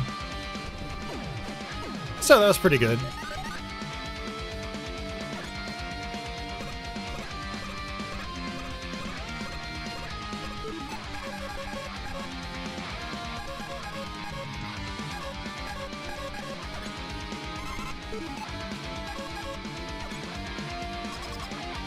Yashichi.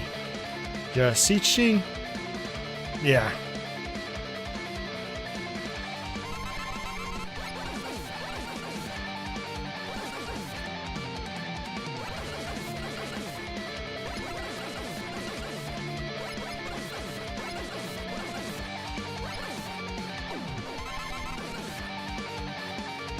I always forget what works here.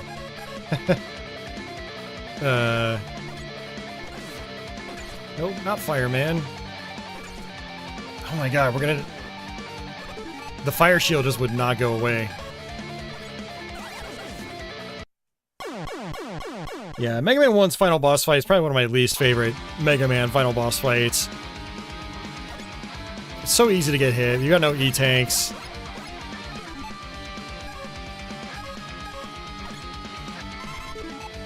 Thankfully, the final level itself isn't really all that long.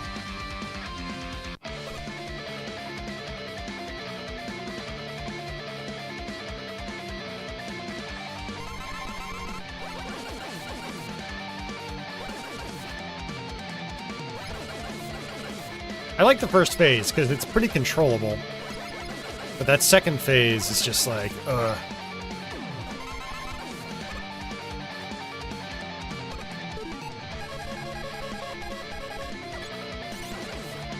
Yeah, a lot of times I just do cut man, because I'll get multiple hits in.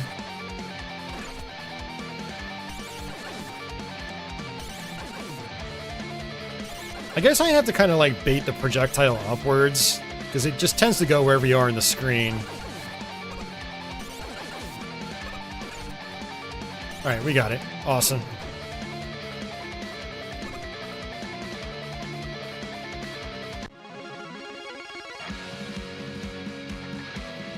I mean, honestly, 90s gaming guy, I don't mess with SNAC anymore. I just have a USB hub and I just use that. I mean, I think I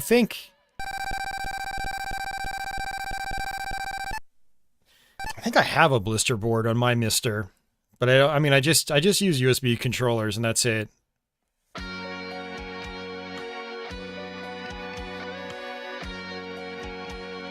I actually tried using SNAC adapters a few years ago. I have a bunch of them, but like, they were like a pain in the ass to get working sometimes, and they didn't even feel that great. Like, they're supposed to be like super low lag, if not no lag, but I noticed the opposite when I used NES controllers on the Mister, so I just don't even bother with them anymore.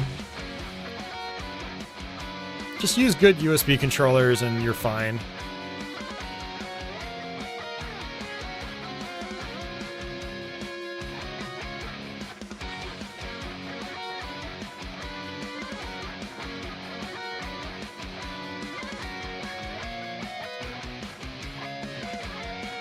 And there you go, guys. It's Mega Man 1, MSU-1.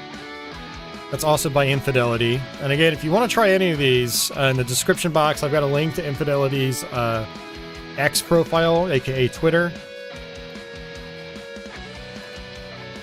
And then he'll link you to archive.org, and you can just go download them there and play them in an emulator or pop them on a flash card.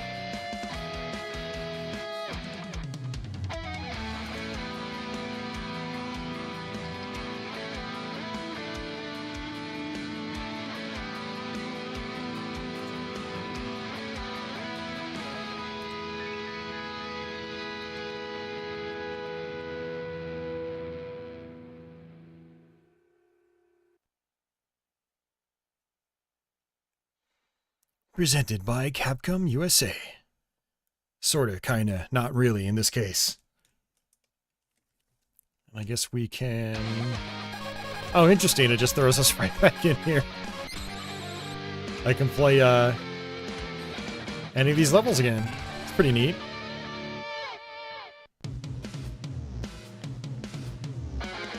DG, he actually bought a Mister recently. He's been talking about it a lot lately. Yep. I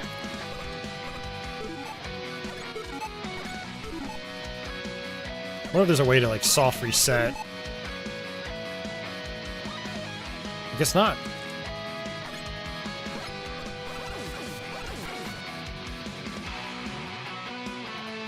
Alright, guys. Well, that is going to do it for me. Thanks for hanging out tonight. I appreciate it. I'll try to have this archive up sometime tomorrow, and I'll have time codes up to each of the games we played if you want to skip around to a specific game. Like I said, once